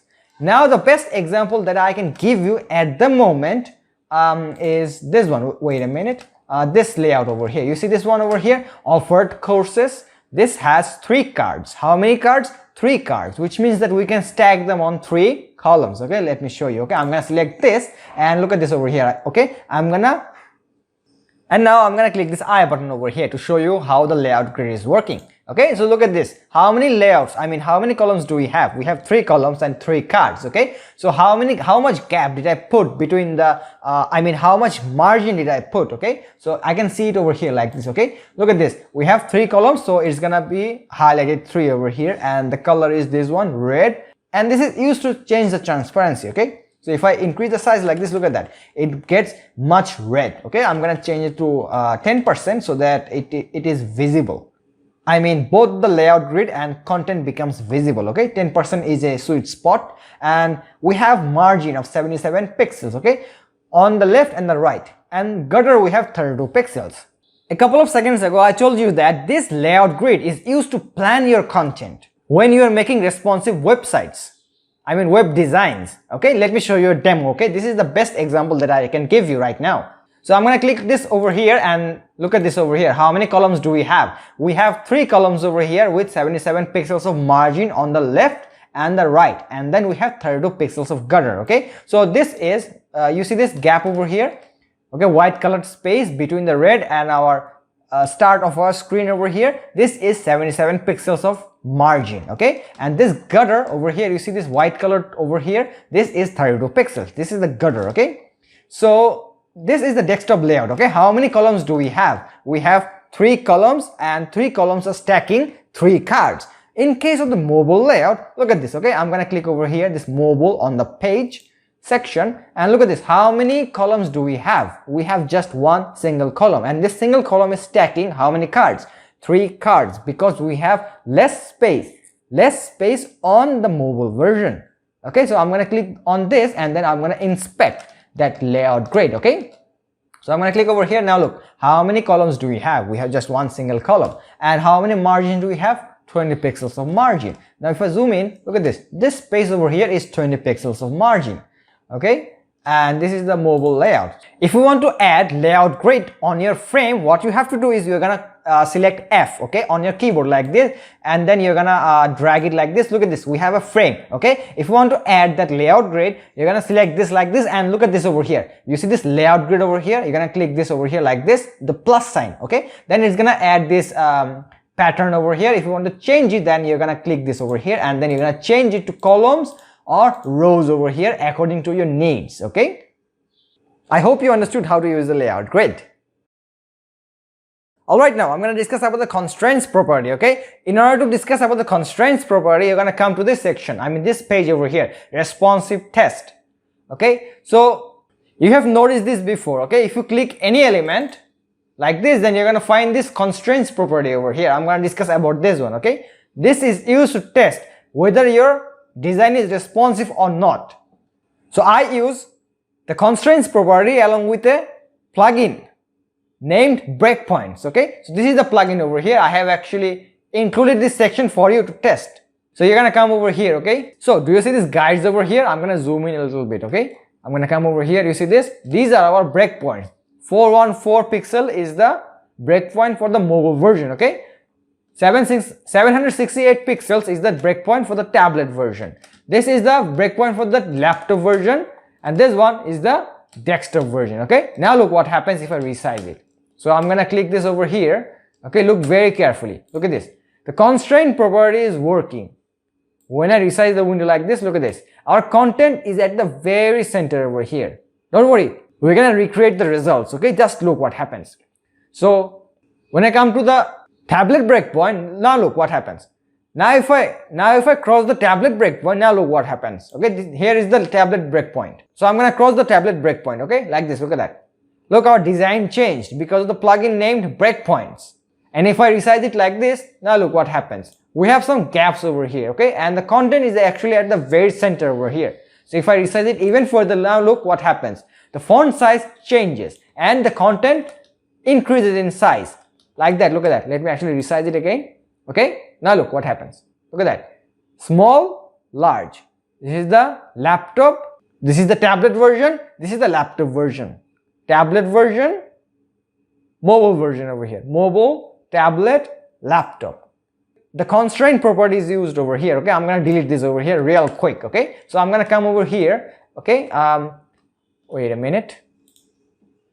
Now look at this. This is the design for the laptop version. This is the tablet version over here, and this one is the mobile version over here. Okay, so I'm gonna just focus on the mobile version over here like this. Wait a minute. There we go. Okay, so I'm gonna bring my options over here, and then what I'm gonna do is I'm gonna select all my elements together. Okay, like this, and then I'm gonna group it together like this. Control G. Now if you select this one over here, and if you notice over here, now you see this blue color is highlighted, and this one over here as well. This is the top and this one is the left. Okay, which means that if you resize the window like this, wait a minute, like this, then what will happen is your content will be focused. I mean, your content will be locked on the left top like this. Look at that. But let's say that you want it to be on the bottom right. So how will you do this? Control Z. Okay, I'm gonna select this, I mean the entire content section, and I'm gonna select this one. Okay, bottom right. Now look what happens if I resize the window. Okay, now look what happens. It's gonna stay focused. I mean, it's gonna stay fixed on the bottom right. Look at that. Okay, now I'm gonna select this one and I'm gonna drag it down like this. Look at that. Our content is getting fixed on the bottom right. Now let's say that I want it to be on the bottom left. What will I do? I'm gonna do the same thing. Okay, I'm gonna come to that constraints property. Wait a minute, this one. Okay, and then I'm gonna select a bottom left. Okay, I'm gonna just click this over here, or what I can do, I can just click this over here and select the left option like this. Okay, and now look what happens if I resize the window. I'm gonna drag this over here. Now look, it's gonna stay focused on the bottom left like that. So in the case of testing my responsiveness of my web designs, what I do is I'm gonna select all my content, and then I'm gonna center both horizontally and vertically like this. Okay, now look what happens if I resize the window like this. Look at that.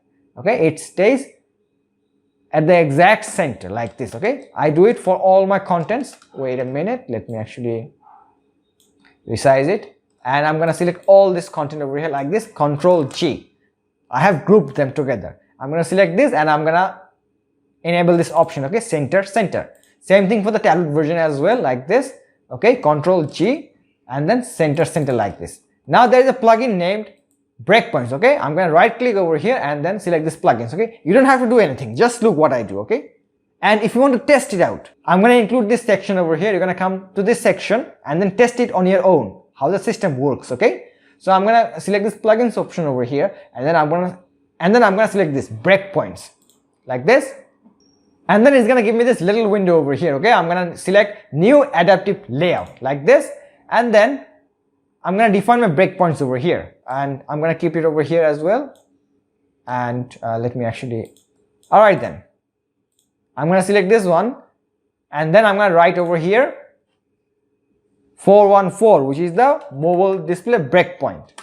Okay, and then I'm gonna write over here 768, which is the tablet screen, and then I'm gonna click this plus sign over here. Okay, and then I'm gonna write over here 1024 pixels laptop version, and then plus sign over here again, over here 1440 pixels, which is the desktop version. Okay, now look at this plus sign over here. I'm gonna click this and I'm gonna select this mobile layout like this. Plus sign over here, I'm gonna select this tablet version. Okay, I'm gonna select this over here, and I'm gonna select this laptop as well. Okay, now this is the result we got so far. Okay, now look, this content is at the very center. If I resize it, wait a minute, let me actually select this, and then look at this, what happens. Look what happens. Okay, oh, I actually need to increase the width over here as well like this. Look at that. I mean height, I need to increase the height like this. Now look what happens if I resize the window. Okay, like this. Look at that. So this is the mobile version. Okay, this is the tablet version, and this one is the laptop version. The constraints tool and the breakpoint tool, both of them are very handy if you want to test out your responsiveness of your web design. So I'm gonna keep it as it is so that you can come and practice over here, okay? Alright, now I'm gonna talk about a tool called components, okay? So look at this over here, this footer over here. This is actually a component, okay? We are gonna, you and me together, we're gonna change this social media icons with this one over here. I'm gonna come to this assets over here and look at this social media icons over here, okay? We're gonna replace this. So we're gonna replace this one with these ones over here, okay? But before that, let's actually test what does our components do, okay? So I'm gonna come to the left side over here and I'm gonna draw a frame F and then like this, look at that. Now let's say that I'm gonna write some dummy text over here, okay? Like this, A, B, C, D, okay? Control A and I'm gonna change the size to, let's say, 100 pixels, okay? Like this, look at that. Okay, I'm gonna change the font weight to regular, okay? Now look what happens. If I copy this to, let's say, 3 times, okay? This is the second time, this is the third time over here, okay? I'm gonna zoom in a little bit like this.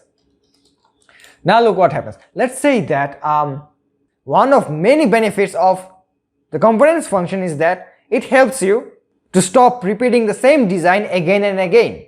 There is a day and night difference between copying and pasting the same thing and using the components, okay? Let's say that I have copied and pasted 3 times over here, okay? 1, 2, 3. Let's say that I want to remove the C, okay? I don't need the C, okay? So what I have to do is I'm going to select this over here and I'm going to remove the C over here like this, okay? Same thing, I have to repeat how many times? 3 times. 1 time, 2 time over here like this, okay? And 3 time over here like this, look at that.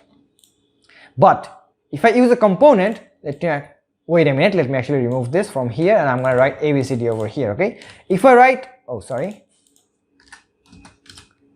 Now if I make it a component, how to make a component, okay? I'm going to click this button over here, create component, or what I can do is I can right click over here and create component like this. Now look, this is a component over here. You can see, you can tell it by looking at this icon over here, or you can also tell it by looking at this highlight over here. A component is highlighted in purple color, okay? Now look what happens if I copy from this component, okay? Alt and then click over here and then drag like this, okay? Now look at this over here. Look at my layers over here. This is a diamond shape, which means that this is an instance of the parent component. This is the parent, this is an instance, okay? I'm gonna do it the same like this again. Let's say I want to do it more 3 times, okay, like this, look at that. And let's say that I have to change it, I have to remove the C. What will I do? I have to remove it 6 times. I have to do the same thing 6 times. But if I use a component like this one, now look what happens if I remove the C from the parent component like this, look at that. I remove this C.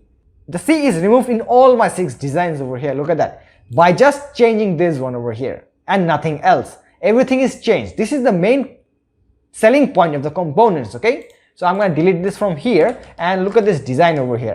Look at my footer over here. This social media icons, it is blue in color. It doesn't go with our theme. If I come to our color palette over here, look at this. This is my color palette over here. Okay, you can check the hex value over here as well. Look at this hex value and this hex value as well. Alright, now this doesn't go with our color over here. This is blue color, light blue color. So I'm gonna change it to black and white. Okay, this one over here. This, if you come to this assets over here, this one. Okay, now what I'm gonna do is I'm gonna click this frame over here and then hit Alt on my keyboard like this, and then I'm gonna drag it like this. Okay, it's gonna get copied, and then I'm gonna right click and then I'm gonna select this option over here, move page to desktop. Okay, I'm gonna come to desktop over here. Wait a minute. There we go. We have our design over here. You actually need to zoom out a little bit so that you can see where the frame is. Okay, like this. I got my frame over here. Alright, now I'm gonna select this one. Now I'm gonna select this Twitter option over here by double clicking over here and then double clicking again like this. Now I can see the exact width and height of my Twitter over here. Twitter icon over here. It is 48.81 pixels. So I'm going to copy this from here like this, Control C. And then what I'm going to do is I'm going to resize all of my social media icons. Okay, like this. I'm going to select this over here and then I'm going to hit K on my keyboard. Okay, like this. I can resize it like this. Look at that. Now what I'm going to do is I'm going to lock it over here like this. This is the constraints property. and then Control V. If I paste it over here, then this value will automatically get applied on my height over here as well. Okay, so I'm gonna select enter like this. Now look at that, it gave me accurate calculations. So I'm gonna drag it over here, wait a minute, over here like this. By the way, this photo over here is the main parent component, okay, which means that if we change anything over here, then all the children components, I mean all the instances, will get changed as well. Look at this, I placed the social media icon, the Facebook, black and white over here on the parent component, and it got applied over here on the children component. Same thing goes for all the children components as well. Look at that, we have this Facebook icon over here. Now I'm going to delete this one over here, okay, the blue colored one. So what I'm going to do is I'm going to come over here, and then I'm going to double click over here, and then I'm going to delete like this. Look, it got removed, and the same thing got removed from all the children components as well. Look at that, we didn't have the social media icons over here. Same thing for all the footer instances. Okay, so I'm going to come back over here, and I'm going to resize them also in a similar manner. I'm going to hit K and then resize it like this. Look at that. And then I'm going to hit this constraints property, and then I'm going to paste the value that I have copied. Okay, Control V, enter. Look at that. So I'm going to select it together, and I'm going to drag it on here like this. Okay, now what I'm going to do is I'm going to arrange the serial like this, and then I'm going to hit Shift plus A after dragging, after selecting all this, okay, like this, Shift A, and then I can adjust the gap over here like this. Let's say I want gap of 10 pixels. Okay, I change my mind, I'm going to select it 20 like this. There we go. I can also change the stroke as well. Okay, if I select Control on my keyboard, and if I select this stroke over here like this, then it's going to select me this. Look at this, I'm going to change it to 2. Okay, and I'm going to do the same thing over here. Hit Control on your keyboard, and then hit Control on your keyboard, and then select this circle over here, and then change it to 2 from 3.5 to like this. Look at that, it looks beautiful. Double click over here, and then follow the orange colored guides. Okay, look, our content is, look, our social media icons are aligned to the left according to those text over there. Okay, now if I inspect all of my let me actually delete this from here. Now if I inspect all of my children instances, look at this, the same thing got applied over here, because we changed the parent component. All the children instances are bound to change. Look at that. I really hope that you understood how to use this useful tool named components. Congratulations guys, we're done discussing all the essential tools of Figma. Now we're gonna start making our web design for the desktop version. Let's get started. But the first question is, how will we practice? Alright, then we're gonna practice like this. Over here we're gonna draw our frames, okay, like this. And then we're gonna copy this design on our practice case over here. As a beginner, this is completely fine to copy others' works and designs, because this is a part of the learning process. So I'm gonna delete this from here like this, and then what I'm gonna do is I'm gonna move this to the right side, okay, and then I'm gonna draw frame over here like this. Follow along with me. I'm gonna hold my shift, and then I'm gonna select the names like this. Okay, I mean names of the frame like this. All right, and then I'm gonna select the footers, and then I'm gonna drag it over here like this. There we go. Now what I'm gonna do is I'm gonna zoom in over here. Okay, by the way, this is my color palette over here. I'm gonna keep it over here. There we go. And then I'm gonna make a frame over here. Okay, so I'm gonna select my F, which is frame tool. Okay, F, and then I'm gonna select this over here. Okay, desktop, and then this one, desktop, which has a dimension of 440 pixels in width like this. Look at that. Okay, I'm gonna keep it over here like this. The first thing that I'm gonna do is I'm gonna make grid layers. Okay, so what I'm gonna do is I'm gonna select this element over here. Okay, and then I'm gonna select this little icon over here. Okay, so that I can see the grids over here, and then I'm gonna select this so that I can better see what is the margin and what is the gutter over here. Okay, we can see 50 pixels of margin over here.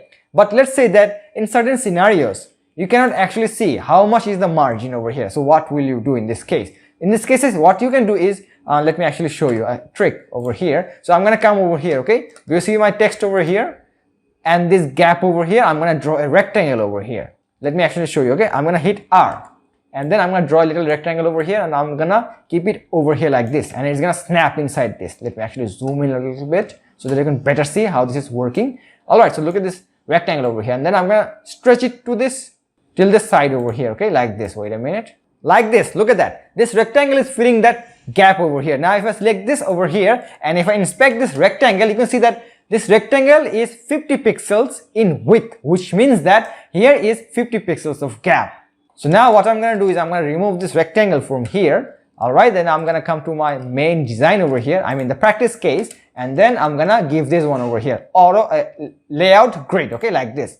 And then I'm gonna change it to columns like this, okay. And then I'm gonna give here how many pixels of margin? 50, because we found out through the rectangle that it is 50 pixels of margin, okay, like that. And let's actually see what we have specified in the grid, like this, okay. And 30 pixels of girder, okay. There we go, like that. 30 pixels over here. If you hold shift and up, if you hold shift and then press the up arrow button, then it's gonna change 10 scale at a time, like this. Look, it is 20, 30, 40, 50, 60, 70, 80 while I'm holding the shift. But if you release the shift and if you use the arrow sign, I mean up arrow sign, then what will happen is it's gonna change 1 pixel, like that. It is 80 pixels, okay. 81, 82, 83, 84, 85, 86 is gonna take a lot of time, so I'm gonna use the shift, okay. I'm gonna jump to 36 and then I'm gonna write 30 over here like this. There we go, looks quite perfect. Now we're gonna make this nav bar over here, okay. In order to inspect this element, what I'm gonna do is I'm gonna select Control on my keyboard, okay, and then I'm gonna click over here like this. Now you can see all the properties over here. Do you see this? The color, the font family, the font weight, font size, etc. Okay, so look at this, it is 90 pixels. So I'm going to copy this from here like this, Control C. Now I'm going to come over here and then hit T on your keyboard like this, T, and then click over here, okay, and write edu, edu.io, and the font family is Poppins, which is correct over here. Change it to semi bold over here like this, and then select 90 over here like this, 90, okay. I'm gonna keep it over here like this, okay. Do you see this orange colored guides? It's gonna snap like this, okay, so you don't have to do anything manually. The next thing that we have is home, teachers, contact us, sign in options. By the way, you have this desktop typography guide over here which you can follow, okay. So this logo is 90 pixels over here. The nav items, each of these nav items are 47 pixels in size, okay. So I'm gonna come over here, I'm gonna hit T on my keyboard like this, T, click, and I'm gonna write home over here, okay. Same thing, I'm gonna copy it 4 times like this, 1, 2, 3, and then 4, okay. I'm gonna write over here teachers, and I'm gonna write over here contact us,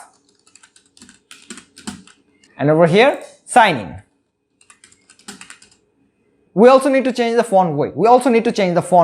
In order to inspect the font weight, I'm going to come over here on the original design, and then I'm going to click Control on my keyboard, click like this. Look at this. We have regular and 47 pixels. Also the font size. We have regular font weight, 47 pixels, font size, and look at this. The font family is Roboto, okay? So I'm going to come over here like this, and I'm going to select all of them together. How will I do this? Look at that. I'm gonna drag all of them together like this, select all of them together like this, and I'm gonna write over here 47, okay, enter, and then I'm gonna write regular over here like this. Look at that. And then I'm gonna write over here Roboto, because the font is Roboto over there on the original design, Roboto. There we go. Now the next thing that I'm gonna do is I'm gonna select all of them together like this, and then Shift A, or what I can do is I'm gonna right click over here and then add auto layout, or you can also do it by using the shortcut Shift plus A. I'm going to do it over here like this. Alright, now I'm going to click this over here because it should be on the horizontal line like this. Look at that. There we go. And then I'm going to click this over here and I'm going to select this, so that it always, all the text should remain at the center over here, both horizontally and vertically inside this frame like this. Look at that. And now the next thing that I'm going to do is I'm going to snap it to this side over here of my great lines, okay, like that. Look at that. There we go, it snaps like this. Alright then. Now if I look at the original design over here, okay, if I select this over here by double clicking over here like this, then you can see that we have 50 pixels of gap, which means that it should be 50 pixels of gap as well between the nav items. So I'm going to click this over here like this, and it is set to 93. So I'm going to change it to 50 pixels. There we go. I'm going to snap it on the grid lines over here like this again. And what I'm going to do is I'm going to select both the logo and the nav items like this. Oh, by the way, you should change the home text to medium. Okay, you're going to click this over here, and then from regular to medium like this. Okay, because on the original design over here it is set to medium as well, because this is the current design. Alright then, so I'm going to click both of them together like this, and then shift plus A. Now look at that, my nav items are shifted at the top. In order to bring it at the very middle, at the very center, what I'm going to do is I'm going to click this over here, okay, and then select this over here. Now look, it looks exactly carbon copy of the original document, original design. Now look at this over here. On the original design we have this rectangle over here, okay, underline over here. How do we recreate this? Okay, follow along with me. Okay, so I'm going to click this over here, and then I'm going to lock it. I'm going to lock my content like this. Okay, I'm going to zoom in over here like this. I'm going to select the rectangle tool by pressing the R button on my keyboard, R, and then I'm going to select, I'm going to make a rectangle over here like this. I'm going to resize it like this so that I can see the orange guides over here. Okay, the orange guides are snapping like this. Look at that. I'm going to change it like this, 7 pixels in height and 126 pixels in width. Okay, now I'm going to change the corner radius like this. I'm going to write 10 over here. Okay, there we go. And in order to change the color, what I'm going to do is I'm going to select this. Okay, while selecting that, look at this color palette over here. Okay, I'm going to select this color from here, and then this I button over here. Okay, like that, and then I'm going to select this one. Look at that. I have successfully changed the color and also made this underline on my nav items. There we go. It looks quite the same as this one. Now the next thing that we need is the image, this asset over here. Okay, so what we're gonna do is we're gonna come to this assets page over here. Okay, and then look at this. We have the asset over here. So what I'm gonna do is I'm gonna select this and then press the Alt keyboard. Press the Alt key on my keyboard like this, and then I'm gonna drag it like here. I'm gonna drag it like this over here, and I'm gonna right click over here and then move to page. Desktop like this. Then it's gonna send me to the desktop page over here, but you actually need to search where the asset has moved to, okay, by zooming out like this, and there we go, we have our asset over here like this. Okay, now look at this, we have some unnecessary gap around our illustration, just like a tattoo. Okay, so I'm gonna select this over here. Now look at all of these files over here. Do you see this? On welcome number 2, this is a frame. Okay, so look at this. We have so many vectors over here. I'm gonna select the very last one like this one. Okay, I'm gonna select the very last one over here, and then what I'm gonna do is I'm gonna literally delete this from here. Delete. Now look at that white space went away. I'm gonna select this text over here. Okay, I'm gonna select the whole frame like this. Now look, we still have some gap around our illustration. Now what you're gonna do is you're gonna select this over here. You see this? Okay, select this and then select group over here. Now look, all the white space went away like that. So I'm going to bring it over here like this. Now the next thing that we're going to do is we're going to copy the width and height of this image, okay, by double clicking over here. Now do you see this? So the first thing that we can do is we can either copy both of them together and then paste them on this illustration one by one. But if you want to save a little bit of time, what you can do is you can just select this one and then copy only the width, okay, Control C. And then you select this one and then you click this constraints proportion, okay, like this, and then paste it over here like this. Now what it will do is it's gonna scale our illustration proportionately. It's gonna follow the proportional measurement, and also it's gonna change our height as well according to the proportional measurements. Okay, so I'm gonna click enter like this. There we go. Now look, it looks as similar as this one. You see this? I'm keeping both of them on top of another. Look, it looks quite the same. Okay, so I'm gonna bring it over here, and then I'm gonna take the help of this orange colored guide and snap my image over here on my grids like that. Look at that. All right, now regarding the text, how do we write the text? Okay, so I'm gonna double click over here and double click over here again like this. Now it's gonna copy the text. Okay, Control C. You don't have to write anything. Okay, just copy the text. Okay, so I'm gonna come over here and then T, click over here. Okay, Control V. So I have copied the text over here, and along with that it changed these properties over here as well. Alright, so I'm gonna keep it over here like this.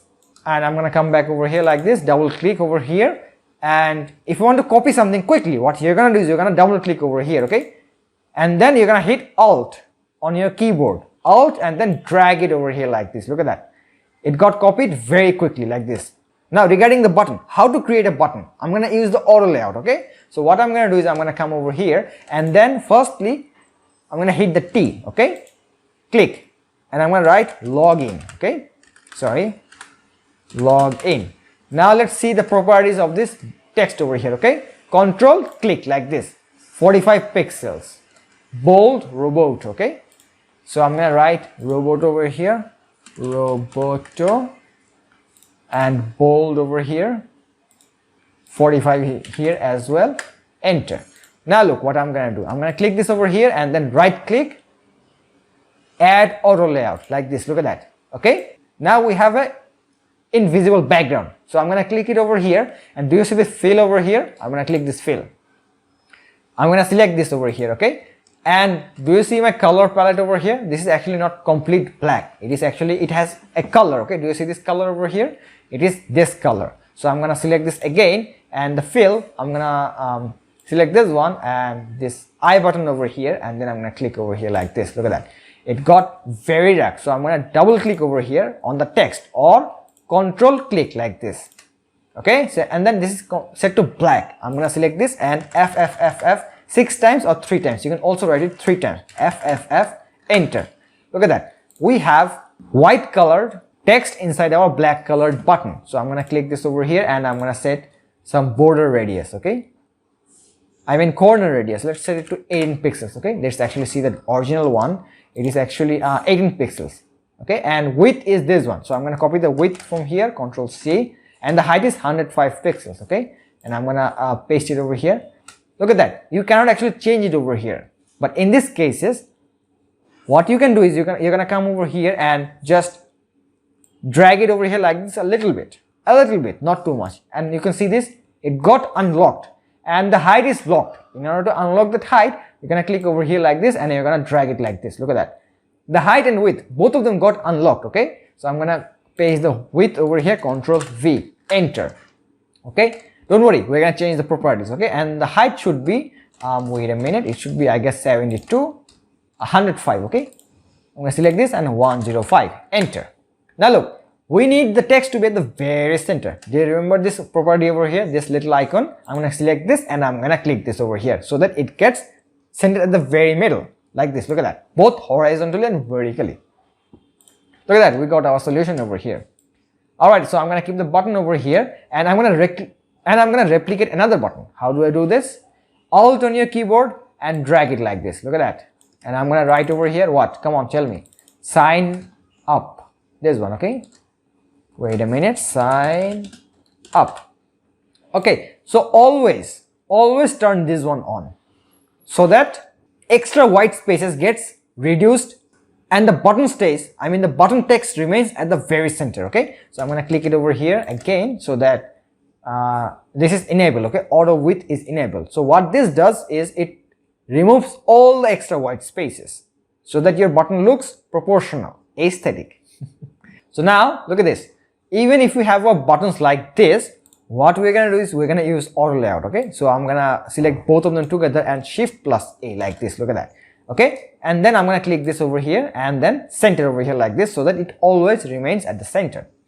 And look at this, we also need to add some drop shadow to our buttons. How do we do this? I'm going to click it over here like this, and look at this effects over here. I'm going to click it over here like this, okay. Now let's look at our original document.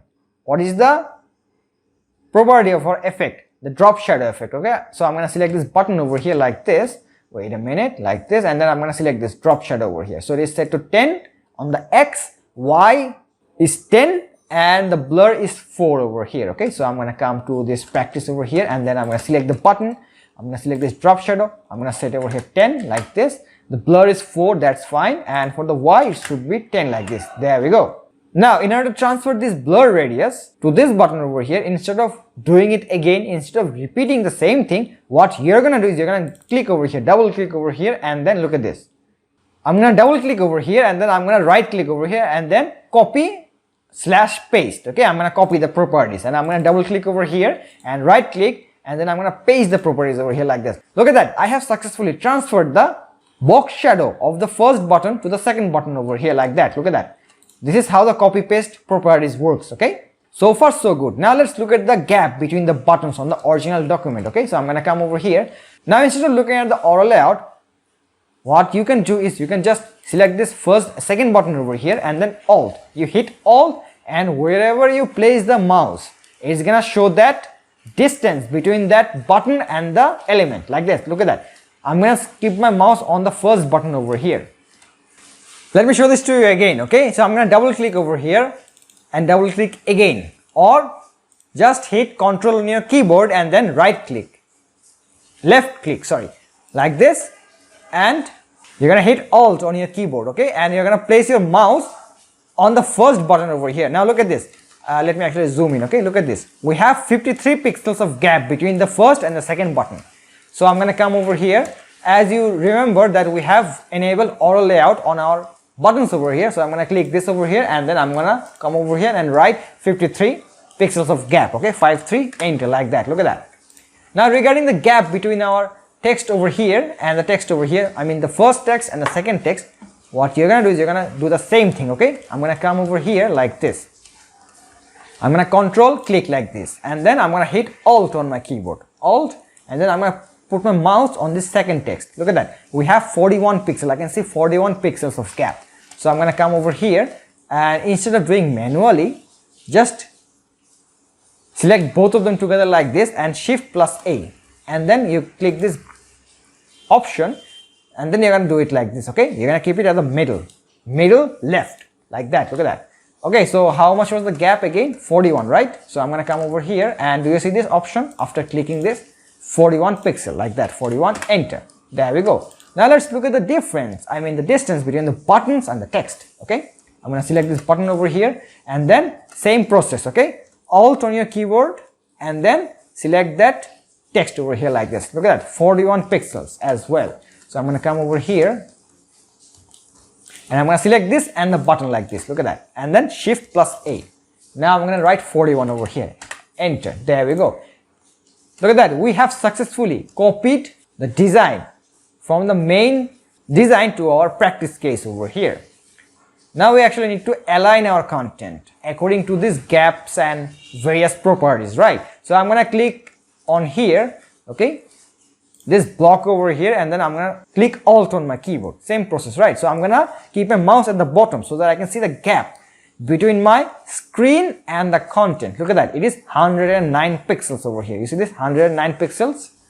So I'm gonna come back over here, click this, and then Alt. I'm gonna hit Alt on my keyboard, and then I'm gonna put my mouse over here like this. Look at that, this is 213 pixels of gap between this corner, I mean this window, and this content over here. Okay, so what was the original one? It was 109. So what I'm gonna do is I'm gonna drag it at the bottom like this. Okay, and then I'm gonna test it again. Okay, I'm gonna click this over here and Alt, and then I'm gonna put my mouse over here. Look, it is 124, which means that I have to go a little bit below like that. Okay, let's test again. Alt over here, 104. So I'm gonna click this, and then 105. Press the up arrow on my keyboard. Okay, 104. It is currently on 104. Okay, 105, 106, 7, 8, 9, like that. And I'm gonna select this over here and Alt on my keyboard. Put my mouse over here. Look at this. This is perfect. 109 pixels over here. Regarding our image over here, let's fix that as well. So I'm gonna come over here and I'm gonna select this image over here by double clicking over here, and I'm gonna press Alt on my keyboard, Alt, and then I'm gonna put my mouse over here. 167 pixels over here. Okay, so I'm gonna come over here, back over here, and then drag it at the bottom. Okay, and then I'm gonna select Alt. Look at that, 140 pixels. Okay, so I'm gonna click this over here, Shift and up arrow, Shift up, so it's gonna move 10 pixels. Okay, so it's currently 150, 160, 1, 2, 3, 4, 5, 6, 7. I have pressed 7 times my up arrow.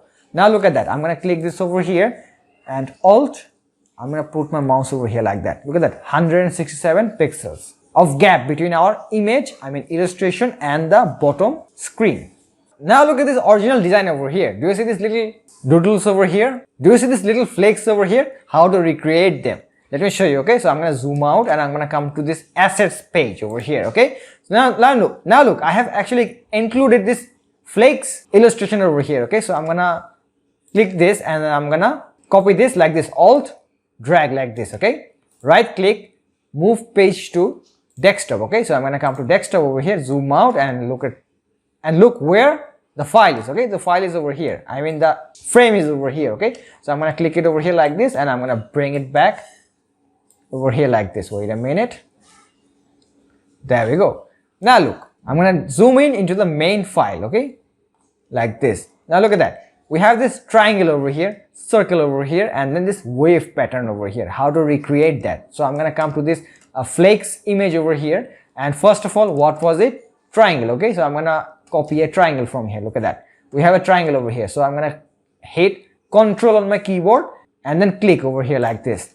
Look at that, I have selected this. Okay, so I'm gonna hit the Alt keyboard to copy. Okay, Alt, and then I'm gonna drag it from here like that. Look at that, do you see this? Do you see what is on my hand over here? I have copied it, so I'm gonna paste it over here directly on my practice image over here. Okay, like this. I'm gonna release my mouse and then I'm gonna release the Alt key.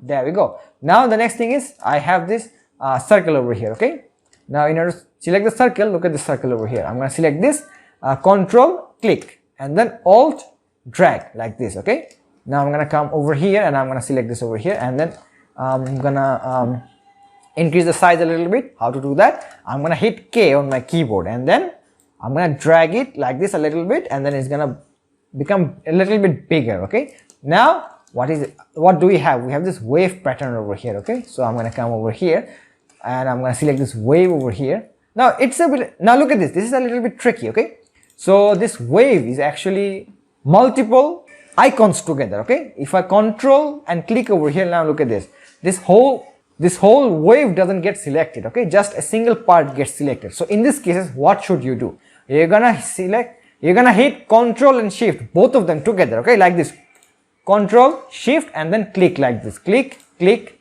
click click. Okay, and then you're gonna do what you're gonna do. You're gonna press Ctrl G on your keyboard, which means we're gonna make it a group. Or what you're gonna do is you're gonna right click over here and then make it a group selection like this. Look at that. Now this will behave like a single element instead of behaving like a 4 individual different elements. Okay, now I'm gonna copy this from here, Alt click. Okay, now I'm gonna come back over here and I'm gonna paste it over here, and then I'm gonna rotate it a little bit. Okay, like that. There we go. So it looks quite similar to this one. Now I'm gonna increase the gap between them like this. Look at that. There we go. And in order to change the color of this triangle and this wave pattern, what you're gonna do is you're gonna come over here on the main design, Control Shift. Okay, click this one and then click this one. Oh, sorry. You're gonna click on here first. Okay, and then click this over here, then eyedropper over here, and then you're gonna select this one. Okay, so far so good. You're gonna click this over here and then select this fill over here, then this eyedropper over here. Okay, and then you're gonna select this one. There we go. Look at that, we have colored our flakes like that. Okay, it looks quite similar to the original design. This is our practice case and this is our design over here. Look at that. Now we have a lot of flakes over here around our image over here, and then we have a little bit of over here. So I'm gonna pause the video and complete all of these doodles over here. In the meantime, you do the same. You pause the video and you complete. You see the original file over here and then you mimic the same on your practice case over here. Alright, so I'm gonna see you after a couple of minutes. So welcome back. I have completed all of these doodles over here like this. Look at that. It looks quite the carbon copy of the original design over here. Congratulations, we're done creating our first web design. Now let's move on to the next section. There's one over here. Okay, we're gonna design this. So I'm gonna come over here and create a frame F. Okay, and then desktop over here like this. Look at that. I have created this frame over here, and then I'm gonna come to this assets over here and then select this one. Okay, this painter over here, and then copy it from here like this and right click, send it to, move to page desktop over here. Okay, I'm gonna come back to desktop over here and I'm gonna search for the file. Where is it? There is it. We have our painter over here like that. Okay, I'm gonna zoom in a little bit, and the process is same. Do you remember the process? You need to remove this white colored background. So select this and look at this highlighted over here. Okay, so I'm going to delete this vector at the very bottom over here. Right click, left click over here and then delete like that. Look at that. And now you're going to select this and then come over here on the frame, select it to group, and it's going to remove all the unnecessary white spaces. Okay, so I'm going to keep it over here like that. Now I'm going to come over here and I'm going to inspect this element. What is it? And now I'm going to come over here and double click over here to inspect the element. Look at this width over here, 657. Click it over here, Control C. Come back over here like this, click, and then click this over here, constraints, proportions, okay? And then paste it over here like this, Control V, enter. There we go. Like that, and I'm gonna keep it at the center like this, and keep it at the center like this, or what you can do is you can just select this. Align horizontal centers like this. Oh, sorry, not this one.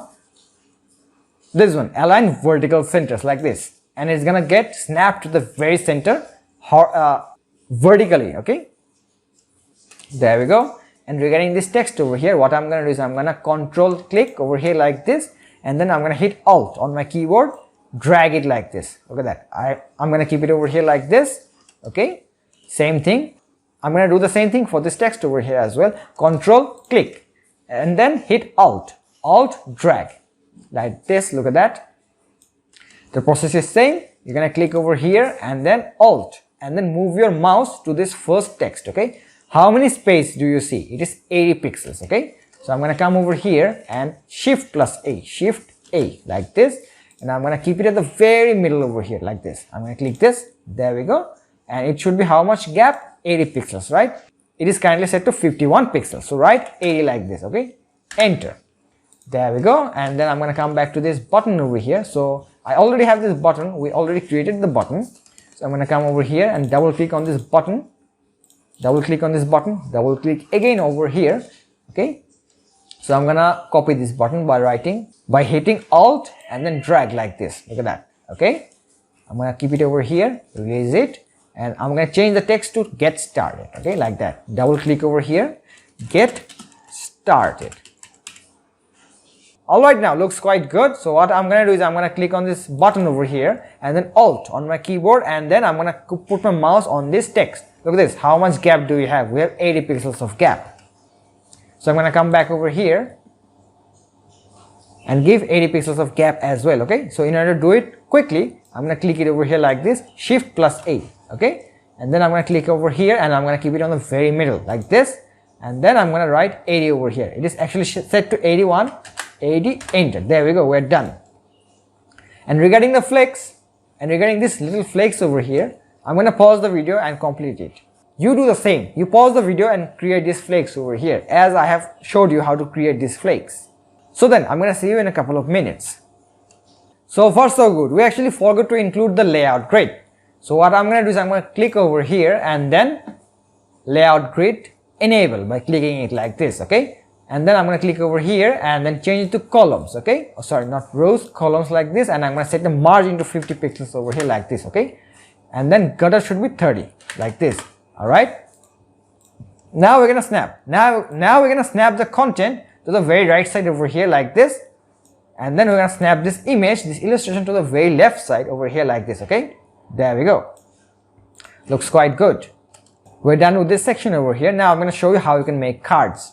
Now I'm going to show you how you can make cards over here like this, okay? So I'm going to create a frame over here, F, okay? And then select this option over here, and then I'm going to keep it side by side over here, all right? Now look at this over here. So you do manually. So you do all of this works manually, okay? I'm just going to copy and paste it over here. I'm just going to show you how to create these cards, okay? So I'm going to copy from here like this and Alt, drag it like this, okay? And I'm going to keep these elements moving as long as I don't see the orange colored guides. Okay, like this. Look at that. You see the orange? Do you see this orange colored guides over here? Like this. Look at that. I'm going to release it right now. Like this. Alright then. So I'm going to do the same thing for this little elements over here like this. Okay, including the button. Alt, drag like this. Okay, I'm going to keep it over here. Now select the first frame. I mean the original design. Okay, and see the grids like this. So I'm going to click over here like this. Wait a minute. we have 77 pixels of margin and gutter 32 pixels. So I'm gonna click over here and click the layout grid over here like this. So I'm going to change it to columns over here. Okay, so the margin is 77 pixels, so 77, enter like this. And the gutter was how much? Let me actually inspect it again. 32. Okay, click it again, click this one, 32 over here. Okay, wait a minute, 32, there we go.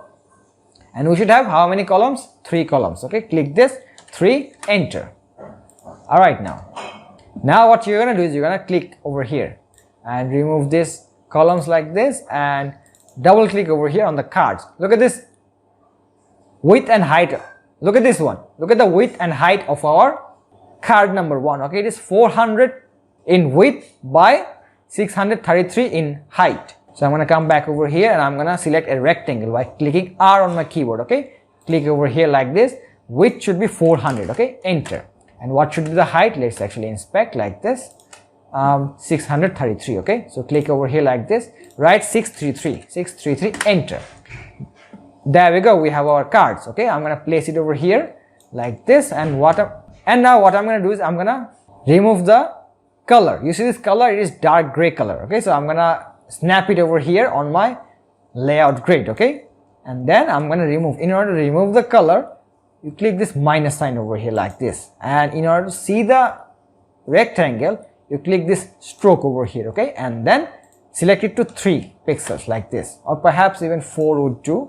4, enter. There we go. And now look at this border radius. We also have border radius around our main design. Okay, so I'm going to create a border radius over here by clicking over here like this. Wait a minute, there we go, and it should be 15 pixels. Okay, look, it looks quite good and looks like the original one as well. And I'm gonna select this and I'm gonna create 2 more copies. Okay, Alt, drag like this.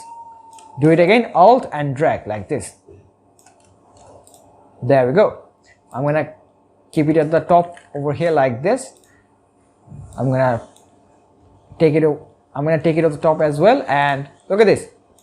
I'm gonna place it at the center of our grid like this. Okay, like this. Wait a minute, like this. There we go. Now how to place these images? Okay, come back to assets. Okay, you see these 3 images over here. Let's copy them. Okay, by selecting them by selecting all of them together. Okay, shift click on the name, click on the name. Okay, now Alt copy like this, Alt drag over here like this. Okay, now right click, move to page desktop like this. Okay, and go to desktop, zoom out and see where is it. Here is our images. Okay, click over here, click over here, click over here like this. Bring it over here like this, and do you remember the steps? You're gonna click over here and you're gonna scroll at the very bottom over here and remove this vector from here. Okay, delete. Click on this frame over here and then change it to group over here like this. Now it's gonna remove all our extra additional white spaces. Okay, now drag it over here like this, come over here on the main design, select this one and look at this width and height, 359. Control this one and come over here, select this little constraint button over here like this and paste it over here like this. Control V, enter. There we go. We have a little icon over here. We can place it over here like this. And do you see this? We have a little part over here. Do you see this part? We don't have this part over here. Okay, so in order to remove that, we're gonna come over here and control click like this and hit the delete keyboard. Hit the delete key on your keyboard and it's gonna get vanished like that. Look at that. There we go. Let's copy the names from here. Control click, Alt drag like this. Do the same process for the music and pharmacy as well. Like that. Control click, Alt drag over here like this, and do the same process. Do the same process for these images over here. You pause the video, take a minute and complete the process. Okay, I'm gonna come back in a minute. Alright, now I'm done doing the process. Now what we're gonna do is we're gonna center our image and the text at the very center of our card. How do we do this? We're gonna click both the illustration and the chemistry like this. and I'm gonna shift plus A or click this auto layout over here like this. Okay, now look, it's gonna get at the very center, and the next thing that you're gonna do is you're gonna click it over here like this and click it over here to keep it at the center, both horizontally and vertically. Okay, like this, look at that. Okay, and click it over here again and remove all of this gap over here. Okay, 0 like this, enter. Now what you're gonna do is you're gonna copy this button from here. Okay, control click over here like this and alt drag. Okay, place it over here like this. Do the same for all the cards as well, like this. Now let's look at the gap between our button and our text. Okay, so I'm gonna come over here and control click and alt. Press the alt button on your keyboard and put your mouse on this text over here. Now look, we have 19 pixels of gap. Okay, so I'm gonna come back over here, click this one and click this one by clicking my shift key on my keyboard like this. Shift plus A, it should be 19. Okay, I'm gonna put 19 over here, and in order to put this button on the very center, I'm gonna click this over here and click this. There we go. Now click both of them together like this. Now you're gonna click and then alt plus H, which means that we're gonna center both of them horizontally and vertically together. So alt plus H, alt plus H, alt plus V, like that. Look at that, we have horizontally and vertically centered both the card and the content.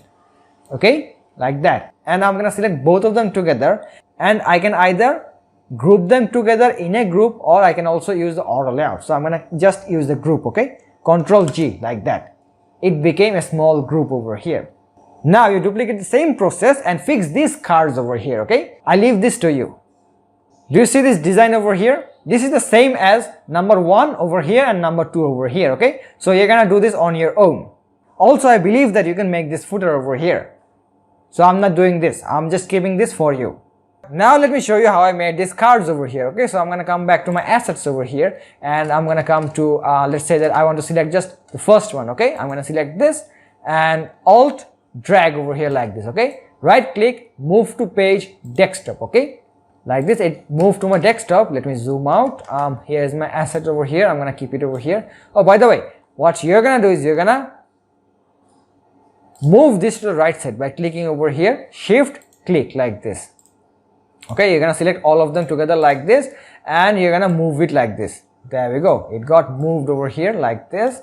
And I'm gonna come over here and I'm gonna select my F on my keyboard. Okay, F, and then I'm gonna create this desktop frame like this. Look at that, and I'm gonna drag it over here like this. There we go. And regarding the nav bar, what I'm gonna do is I'm gonna copy it from here. Okay, and then I'm gonna paste it over here like this, alt, and then drag it over here like this. There we go. But before that, we also need to enable the layout grid like this. Control click this over here and then layout grid over here, and change it to columns over here, and then what is the margin? Click over here and enable this over here like this. Look at that, we have this column grid over here. Select this over here, and we have 3 columns. And how many margins? 50 pixels of margin. Okay, 70 pixels of gutter. So come back over here like this, select this over here, write 3 over here. Okay, so how much was it? 50 and 70. 50 pixels margin, 70 pixels gutter. So come back over here and write 50 wait a minute, 50 over here and 70 gutter. There we go. Okay, now so I'm gonna select the first image over here. Okay, double click over here like this, double click over here, double click again over here. Now keep clicking unless you don't select the image. Okay, like this. Look, now I have selected the image. Look at that, I can see the width and height over here as well. So I'm gonna copy the width over here like this, Control C. Now I'm gonna come back over here. Okay, I'm gonna select my frame over here. You see this white space? How to remove that? You're gonna click over here and convert it to a group like this. Now look, we don't have any white space, so click on here like this, and then enable this one. Okay, constraints property, and then paste the width over here like this, Control V, enter. There we go, we have our image over here. Okay, now how did I do this circle over here? Pretty straightforward. Okay, you're gonna select this circle by control click like this. Now look at this. I have a circle of 198 by 198 pixels. Okay, so I'm gonna click my O on my keyboard like this, enter, click. Now look at this. I have this circle over here. Click this constraints property and write 198 like this, 198, enter. Okay, now what you're gonna do is you're gonna keep it over here like this. Look at that. In case if the circle is something like, in case if the circle looks something like this, wait a minute, let me actually show you. In case if the circle looks something like this, what you're gonna do is you're gonna right click on the circle, send to back like that. Okay, and I'm gonna keep it over here unless I don't see the orange colored guide. Okay, look at that. It should be at the very center over here. Okay, if you don't see the guides, what you're gonna do is you're gonna select both of them together and hit Alt H, which means center horizontally like that. Now you're gonna select both of them together, and then do you see this option over here, use as a mask? I'm gonna select this. Now look at that. I have this option over here. Again, make a circle. Okay, O on your keyboard, click over here, and then use this 198 like this. Tap, enter like this. Now there we go. Now what you're gonna do is you're gonna remove the fill from here. Do you see this? It has a fill. It is gray in color. Do you see this gray color over here on our circle? You're gonna remove that circle fill, and then you're gonna select the stroke over here and select 3 over here like this, enter. Now what you're gonna do is you're gonna bring it over here like this. Do you see this over here? Now bring it over here like this. Now if you move the circle, if you try to move the circle like this, you're gonna see orange colored guide which will snap. Now what you're gonna do is you're gonna select your circle. Okay, control click like this. Okay, now keep moving your circle as long as you don't see the orange colored guide which snaps at the very center over here like this. Look at that. It is actually getting snapped over here to the very center over here. Look at that. Okay, now what you're gonna do is you're gonna select both of them together like this and Control G. Okay, now look, it got fixed. Okay, so we're done making this profile image over here. Now what you're gonna do is you're gonna click it over here like this and drag it over here. But before that, you need to make this card. Okay, so how to make this card? So I'm gonna double click over here and see its properties. Look, width is 399. Let's consider it 400. Okay, so 400 by 400, which is a perfect square. So I'm gonna come over here, R on my keyboard, click over here like this, and what I'm gonna write is 400 by 400. Okay, I'm gonna click this over here and write 400 over here, 400, enter. And I'm gonna remove the fill from here completely. Now let's actually see the main image. Control click like this, and look at this. We have a stroke property of 4 and this color. Okay, Control C. I'm gonna copy this stroke color like that. And then I'm gonna select our rectangle. Okay, like this. If you don't see the rectangle, what you're gonna do is you're gonna select like this. Now look, I can see my invisible rectangle. Click this stroke over here and paste the color, Control V, enter, and then I'm gonna write 3 over here like this. There we go.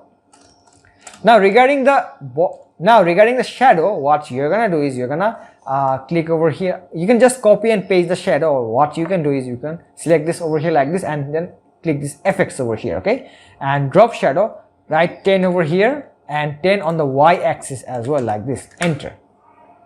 Okay, now I'm gonna remove the guides from here by clicking this. Now you see this, we have a little odd behavior over here. You see this, we have white colored space over here. That is unexpected. So in order to remove that, what you're gonna do is you're gonna click it over here like this. Wait a minute, you're gonna click this rectangle over here, square over here, and then you're gonna fill it with the color. Okay, color of white, complete pure white. Okay, FFF, enter. Now look, the problem is solved. Then what you're gonna do is you're gonna either write the text over here or copy the text from here. Okay, Control click, Alt drag like this. Okay, and then I'm gonna put my image over here like this. If you see something like this, right click and bring it to front like this. Okay, now now select both of them together like this and Shift plus A, and then select this option over here, keep it at the middle like this, and select both of them together, Shift plus A. And then also not Shift plus A, sorry, click both of them together, Alt V and Alt H, which is center both horizontally and vertically. Okay, then I'm gonna make it a group, Control G, like that. There we go. We made ourselves a card component over here along with the profile picture image. Now what you're gonna do is you're gonna replicate the same thing. So pause the video and complete the process over here, and I'll be back after a while. Alright, then we're done making our teacher's page. Now just copy this footer from here that you made earlier. Okay, click over here and then paste it over here like this. There we go. Now look at these two pages over here, the contact us page and the sign up page over here. Both of them looks more or less the similar. I'm going to show you how you can make this one, the contact us page, and you're going to make this one, the sign up form page, on your own. Sounds good? Now let's get started. Now I'm going to zoom out and I'm going to select this over here by clicking and then shift click. Okay, I'm going to keep it on the right side over here like this. Now I'm going to zoom in over here and create a new frame. Okay, F and then desktop like this. There we go. And I'm going to resize it a little bit like this. Wait a minute. There we go. Now I'm going to copy this from here. Wait a minute. I'm going to select both of them together and control like this. There we go. And look, we are in the contact us page, which means that we need to change this underline. Okay, so I'm going to come to this original design over here and I'm going to select this and I'm going to drag it over here till this contact us page. Okay, there we go. And then I'm going to drag it to cover all the area like this. And same thing for the teachers section as well. You see this one over here. So when we are on the sign up page, this underline should be on the sign up page as well. Okay, sounds good. Now I'm gonna come back over here. Now I'm gonna just copy this text from here, Alt, drag it over here like this, and in order to keep it at the very center, select both of them, Control G and then Alt H. Now look, it's gonna be at the very center of our frame over here. Now how did I make these icons along with the address, phone number, etc. Now I'm gonna come back to my assets page over here. And do you see these images over here, these icons? I'm going to copy this from here. Okay, Alt and then drag over here. Okay, then select both of the all of them together, right click, move to page, desktop. Okay, so I'm going to come back to desktop, zoom out and find there is my icons over here. Okay, then I'm going to bring it over here like this and I'm going to select the K on my keyboard. Okay, and then I'm going to resize it like this. Okay, I'm going to make it a small like this and I'm going to drag it over here. Okay, I actually need to make it a little bit more smaller. Wait a minute, there we go. It looks quite good, and let's actually make it, there we go. It looks quite good. Okay, now regarding the address, okay, let's inspect what is the address font size. Okay, control click, look at that, we have 30 pixels, font size regular Poppins. Okay, so now let's actually duplicate the same thing, T, enter, abc@gmail.com. okay, now in order to center the icon and the text both vertically, select both of them together and hit Alt H. Now look, both of them are centered. Now Control G to lock the position. Okay, now I'm going to keep it over here like this, and regarding this one, select again T, enter. Okay, 1 2 3 4 5 6. Okay, now look what I do. Okay, select both of them together and Alt H. There we go. By the way, I actually changed my mind. Instead of making a group, make it a frame. Okay, so click over here like this, Control Shift G to remove the group. Okay, and hit Shift plus A like this, and click this over here and put it at the very center over here like this.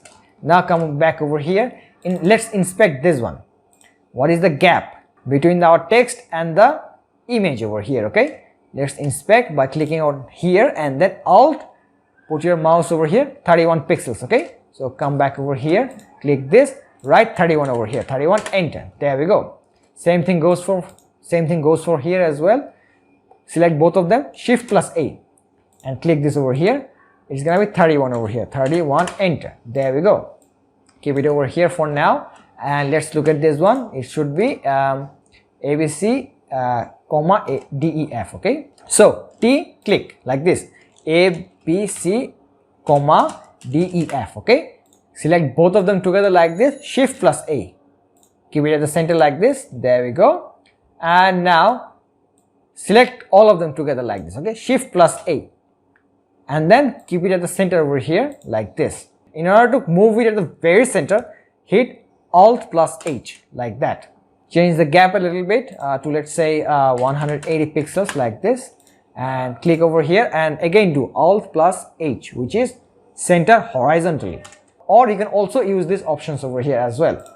Alright then, so far so good. Now let's make this input fields. Okay, so let's inspect this one over here. Control click. So 416 pixels by 82 pixels. Okay, so I'm gonna come back over here like this, hit F on your keyboard, sorry, R on your keyboard to make a rectangle. Okay, like this. So it was 416, 416, enter. The height was, I actually forgot, sorry, it was 82. Okay, so I'm gonna click it over here like this and 82 over here, enter. Then I'm gonna remove this fill by selecting this minus over here. Okay, minus, and then stroke plus, put it to 3. Okay, enter. Then increase the corner radius to 12 pixels. Okay, there we go. It looks quite identical to this one. Now regarding this text, how do we input the text? Okay, so I'm gonna come over here and inspect. Okay, control enter. So we have 20 pixels of font size. So I'm gonna come over here and write T, click and write your name and then dot dot dot dot like this.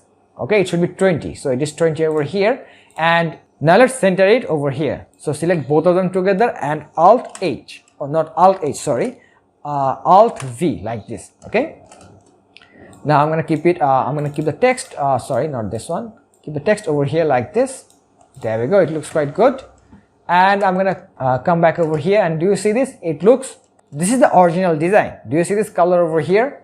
In order to replicate the same, I'm gonna come to my original design over here. Okay, I'm gonna control click over here, and do you see this transparency over here? It is set to 100%. I'm gonna set it to 50%. Okay, control 50, enter. There we go, we replicated the same thing. Now what you're gonna do is you're gonna click, select both of them, then control G. I have made a group over here. Okay, Alt drag like this. Okay, and write your email over here,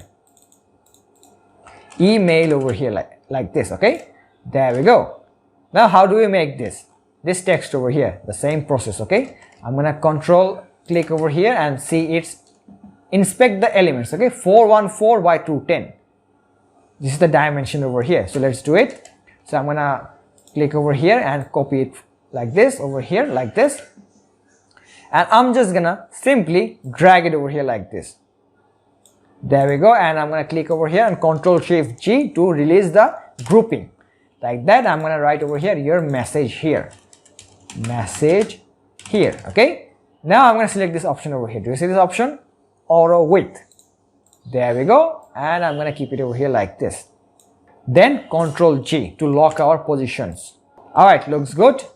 Now let's see the spacing. Okay, I'm gonna click this first element, not this one, and then hit Alt on your keyboard, move your mouse.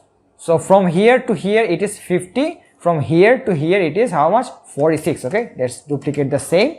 Okay, it should be Shift plus A and 46 over here. Okay, and from here to there it should be wait a minute, Shift plus A. Okay, and then center it over here like this. It should be 50. Okay, write 50 over here like this, 50, enter. So we have nailed our gaps. Okay, now keep it at the very center. Okay, click this, Alt H like that, and button. And regarding the button, you make the button yourself. So I'm leaving this sign up form to you. This is the same process as this one. Okay, this contact us form and this one over here, this first page over here. I really hope that you can do it on your own. Congratulations guys, we have successfully completed the web design for the desktop version. Now we're gonna create the design for the mobile version. The mobile design is over here on this page over here. By the way, if you can recall, I have created these two pages over here, the laptop and the tablet version over here. Along with that, I have also included the style guides over here. I mean the typography guides over here, so that you can practice on your own at your house. This is your homework. So I'm gonna come back to mobile version over here, and then I'm gonna show you how I made this design over here. Okay, so let's get started. Alright, so first things first, I'm going to move all of these elements on the very right side so that I can create new frames. Okay, so I'm going to select all of them together like this, okay, like that, and then I'm going to move it by clicking over here and then dragging over here like this. All right, there we go. Now I'm going to zoom in here, over here like this. Now I'm going to click the F on my keyboard like this, and then I'm going to select this phone option over here, and then I'm going to click this over here, iPhone 11 Pro Max, like this. There we go. We have our frame over here, and then I'm going to align it like this according to this frame, and then I'm going to select this one, the original one, okay, like this, and then I'm going to look at the border radius over here, I mean corner radius. It is set to 40 pixels, okay, so I'm going to click this over here, and I'm going to set over here how much, 40, like this, okay, enter. Now let's make this nav bar over here. You see this one, okay, so I'm going to control click on this logo over here and see its properties. It is set to semi-bold, pop-ins, font family, and font size is 48 pixels over here, okay. So I'm going to come back over here, okay, click on this, hit T on my keyboard and click. Okay, so I'm going to write edu.io like this, and it is also, and then I'm going to change the settings to 48 over here like this, semi-bold, and then pop-ins. All right, looks good. I'm going to keep it over here like this. There we go. Now, how do you create this hamburger menu icon over here? Okay, so you have two options. You can manually create that, or what you can do is you can download it from somewhere. I mean, download the icon from some website like FreePic and many others. All right, today I'm going to show you manually how to create this hamburger menu icon. So let's get started. Okay, so I'm going to, first of all, I'm going to inspect this element. Okay, control click like this, and then I'm going to see its properties. So how much is it set? Width is 30 pixels and the height is 4 pixels. All right, so I'm going to come over here like this, and I'm going to draw a what, rectangle. Okay, R on my keyboard and then drag it like this. All right, I'm going to write over here 30, and what was the height? It was 4.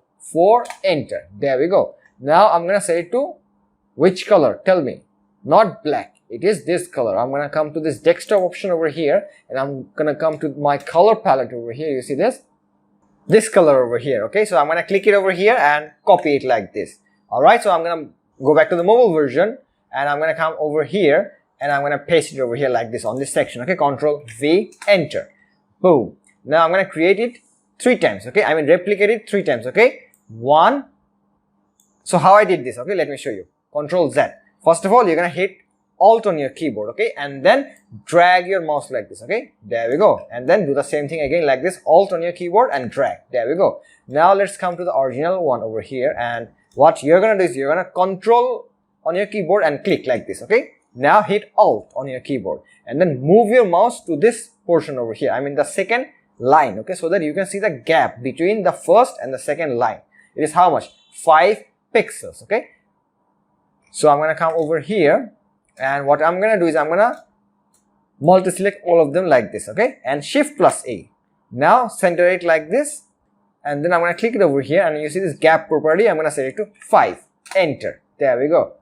All set. Now what you're going to do is you're going to center both the logo and the icon horizontally. Okay, select both of them together like this and Shift plus A. Now look, the icon jumped at the very top. Let's fix that by clicking this over here and keep it at the very center horizontally like this. There we go. Now let's come to the original document over here and click this. Okay, now let's see its layout grid. Okay, so I'm going to click this icon over here like this, and then I'm going to inspect this one. Okay, it has how many columns? 1 column, margin is 20 pixels. Now let's recreate the same. Okay, so I'm going to click over here like this and click this. Okay, layout grid. There we go, and I'm going to change it to what? Columns, and then 1 over here, and how much is the margin? 20 margin. Okay, there we go. Now what you're gonna do is you're gonna we're gonna align it over here. Okay, I mean the logo and the hamburger icon. Okay, so we need to increase the gap so that we can stretch it. I mean stretch the icon to the very right on our layout grid. Okay, like this. Look at that. Okay, there we go. Looks good. Now I'm gonna come back to the wait a minute. Yeah, it looks good. Now I'm gonna come back over here, click this. Okay, and now look what I do. I'm gonna select Alt on my keyboard after clicking this nav bar over here, and then Alt on my keyboard, and I'm gonna put my mouse on this screen over here so that I can see the gap between the screen and my content. Okay, it is 19 pixel over here and 10 pixel at the top. If I come over here, it's gonna be the same, I guess. No, it's 20. Okay, so I'm gonna keep 19 over there. Okay, so how do I do that? Control Z. Let's see. Okay, if it is okay or not. Okay, so I'm gonna click this one, Alt on my keyboard, and then put my mouse over here. It is 20 over here, and over here it is how much? 21. So there is 1 pixel difference. Okay, not big difference. Okay, so let's actually increase 1 pixel over here. Click this one and then come over here and just increase 1. How do you do this? Click the up arrow sign on your keyboard. Okay, like this, and then the problem is fixed. Now let's inspect. Okay, so click this over here, Alt on your keyboard, put your mouse over here. So it is 20 over here, and on this side Alt, and then look at this, 20 over here as well, but at the top it is how much? 9. So move it a little bit, just 1 pixel. Okay, so click this and then down arrow on your keyboard, down like this. Now let's inspect. Alt on your keyboard, keep it over here. Look at this, 10, 20, 20. It is symmetrical. All right, looks good. Now regarding the image, how do we work with this? Same thing, come to your assets over here and look at this one. Okay, click on here, Alt on your keyboard, drag over here like this. Okay, right click, move to page what? Mobile. All right, so zoom out a little bit so that we can see where our asset got transferred. Okay, so it is transferred over here. Bring it over here like this, and the drill is the same. Okay, you're gonna double click over here, or what you can do is you can just click on here, not here, sorry, over here, and you're gonna select, you're gonna see all of this vector gets selected. Okay, just select the very last one. Okay, this one, and delete on your keyboard like this. It got deleted, and look at this white space. If I click this name over here, you see this unnecessary white space. In order to remove them, click this frame over here and select group. There we go. All our unnecessary white spaces went away. So I'm going to keep it over here, and look, it's very big. Okay, so we need to resize it, rescale it. Either you can hit K on your keyboard, or just hit Shift on your keyboard and just drag it over here like this. All right, like this. Let's do it manually instead of copying the properties from here. Okay, let's manually hold Shift on your keyboard and drag it like this. Okay, it's gonna resize proportionately like this. Okay, now you're gonna follow the orange guides. Over here. You see these orange guides? Let me zoom in. You can see the orange colored guides. Okay, you see these guides? You see that it's snapping. Okay, so I'm gonna stretch it till my layout grid over here. Okay, there we go. Boom. Now let's inspect the gap between our nav nav bar and our image. Okay, on the original document. Click this, Alt on your keyboard and put it over here, 47. So click this, Alt on your keyboard, put it over here, so 36.71. So what was this? 47. Okay, so I'm gonna put it over here. Let's say this much gap. Click over here and Alt, put it over here. It's 58. Okay, it should be 47. So Shift plus up. Let's see how much is that. We have moved 10 pixel up.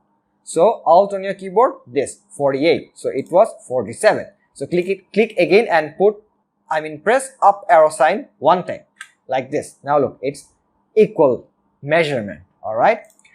And regarding these flakes over here, you see these little flakes.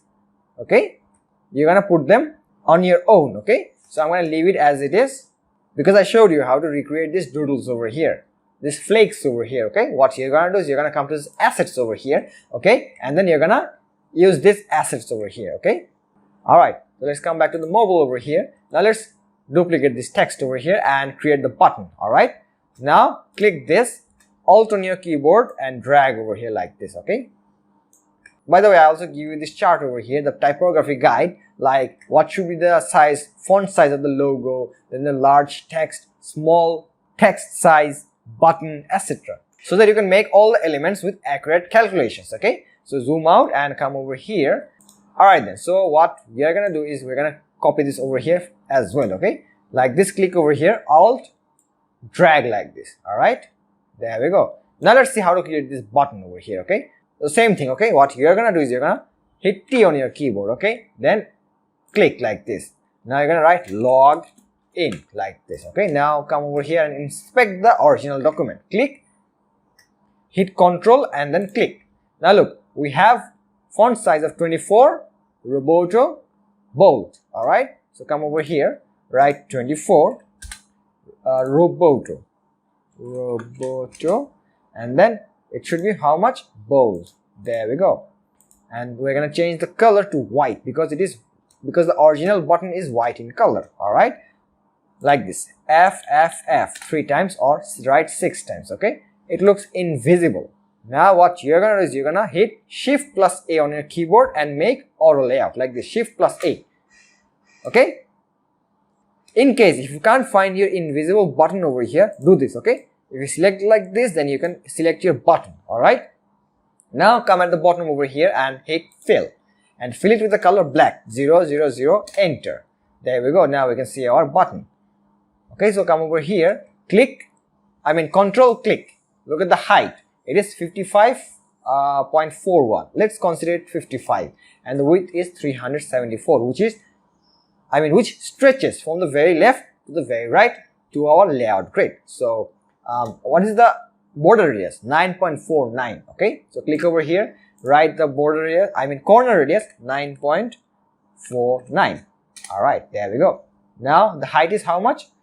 55. Look at this, the height and the width is locked. In order to unlock it, just come over here and drag it a little bit over here like this. Resize it a little bit over here. The height gets unlocked, and do the same over here. Little bit over here. The width gets unlocked as well. Alright. Now, in order to, if you notice carefully, then you can see that the text is not at the very center of our button. How to do it? Just click over here. Center like this, both horizontally and vertically. Okay. Now, the height of the button should be 55. Enter. And the width, instead of doing it manually, instead of doing it over here directly, just put it over here like this and then drag like this. Okay, extend till the end over here like this. Okay, there we go. Now copy the button over here like this. Alright, now control click, double click over here and then sign up. There we go. And then what you're gonna do is you're gonna click both of them, then hit Shift plus A, and now center the button both horizontally, vertically together like this. Alright, now let's inspect the gap between our first and the second button. Okay, control click on the original button and then alt, put your mouse over here. How much? It is 17 pixels of gap. Okay, so come over here and click this and it should be 17. There we go. Alright, now looks good. Now I'm gonna remove the layout grid from here like this. Okay, along with that, remove the layout grid of the original document as well. Look at that, it looks symmetrical, identical, except the flakes over here. Okay, except these flakes over here, because I have kept this for you so that you can do it on your own. Alright, now look at the second frame over here. This is the same as the first one. Okay, so what you have to do is you're gonna click F on your keyboard, then phone, come to phone option and then click iPhone 11 Pro Max like this, and you're gonna get this frame over here like this. Resize it. You don't have to resize it because it's perfect measurement. And then what you're gonna do is you're gonna come to this one over here. Okay, click over here, alt, drag like this and then paste it over here like this. There we go. And regarding this one, inspect the corner radius. It is 40 pixel. So 40 pixel over here as well. 40, enter. And regarding the layout grid, click over here. Okay, set it to columns, 20 of gap, 20 pixel gap. Column count should be 1. Okay, enter. There we go. And now what you're gonna do is you're gonna center it over here like this, at the very center vertically. Or what you can do is you can just keep it over here like this and just click it and Alt H, which means center horizontally like this. Or what you have you also have this option over here. You see this? We have the align horizontal centers. Okay, I'm going to keep it over here like this. Click it over here. Click this. Look at that. It got centered horizontally. Alright. So I'm going to keep it over here like this according to our design over here. Alright. Now I'm going to leave this entire design on your hands, because I truly believe that you can do it on your own, because this one is similar to this one over here, the first frame over here. Okay, so I'm not doing this, you're gonna do it. Okay, including this little doodles over here. Okay, so you're gonna do this on your own as well. Now we're gonna move on to the next section over here. You see this? We're gonna make cards over here on our offered courses section. Okay, So how do we do this? Okay, so first of all, create a frame over here, F on your keyboard, okay, and then select this iPhone 11 Pro Max, okay, align it over here like this, I mean with the original document at the top like this. Look at that, we have our orange colored guides over here. Okay, now click on this, select the corner radius to 40 over here, enter, there we go. And now we're gonna stretch it till over here, as long as it doesn't snap over here at the bottom. You can see the orange colored guides. If I zoom in a little bit over here, you can see the orange colored guides. Okay, there we go. I mean it's gonna snap. Okay, you can feel it that it aligned together. Now what you're gonna do is you're gonna click our frame over here by selecting this name over here and then layout grid. Alright, click on this and select columns, just one column, enter. Alright, now click on the original document over here and select this, not this, sorry, this one. Okay, let's inspect how much margin do we have. We have 20 pixels of margin. Okay, so this one on our practice case, it should be 20 pixels of margin as well. So click over, click over here and select 20. Okay, enter, there we go. Now regarding this nav bar, you know the drill, right? Just copy it from here like this, alt and then drag over here like this, there we go. And in order to center this nav bar horizontally, what you're gonna do, you remember alt H or select anyone or select this option over here. Okay, all right, looks good, keep it over here at the top. Okay, now in order to complete these designs very quickly, what you're gonna do is you're gonna come to this desktop option over here. Okay, and you see this our offered courses. This is the original one and this is the practice case over here. Okay, so I'm gonna click over here and then select alt on my keyboard and drag over here like this. All right, look at that, I have successfully copied it. And now right click, move to page what, mobile. All right, come to mobile, zoom out to find the frame. There is it, we have our frame over here. Drag it over here like this, okay, at this corner. And now what you're gonna do is you're gonna select this text over here along with the underline. Okay, copy it through alt drag like this. All right, there we go. And now what you're gonna do is you're gonna shift and then resize like this, or what you can do, you're gonna hit K on your keyboard and drag like this. All right, now look at this, it is getting small proportionately. Okay, now I'm gonna keep it over here. You can take the help of the orange colored guides like this. Okay, or what you can do is you can just keep it over here as it is and click it, alt H, or select this option. Okay, align content horizontally, there we go. And let's inspect the gap between this one and the nav bar. Click this, alt, and put your mouse over here, 38 pixels. Okay, click over here, alt on your keyboard, put it over here, it is 59. Okay, so what you have to do is you have to just keep it over here and let's inspect right now. Alt on my keyboard, select 40. Okay, so I'm gonna click here and then press the up arrow 2 times, 1, 2.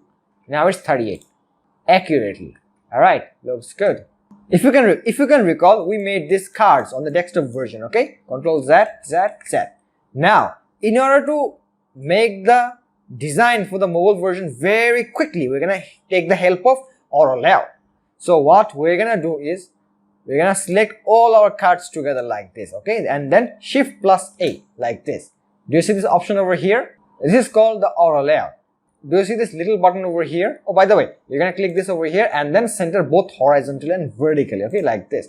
And now do you see this little button over here? This is activated, which is align content horizontally. Now we're gonna select align content vertically like this. You see this button over here? Click this. Now look, it made us content for our mobile version. Okay, so I'm gonna drag from here to here like this. Okay, and then what I'm gonna do is I'm gonna keep it, align with our layout grid over here like this. All right, now I'm gonna select K on my keyboard or hold Shift and then resize your cards like this, as long as it doesn't snap to our layout grid on the right. Okay, like this. Look at that, there we go. It looks quite good, I guess. Click over here and put it at the top like this. There we go. Okay, now it looks quite big compared to our design over here. So in order to adjust the settings, what we're gonna do is we're gonna click over here, double click, okay, and then double click again.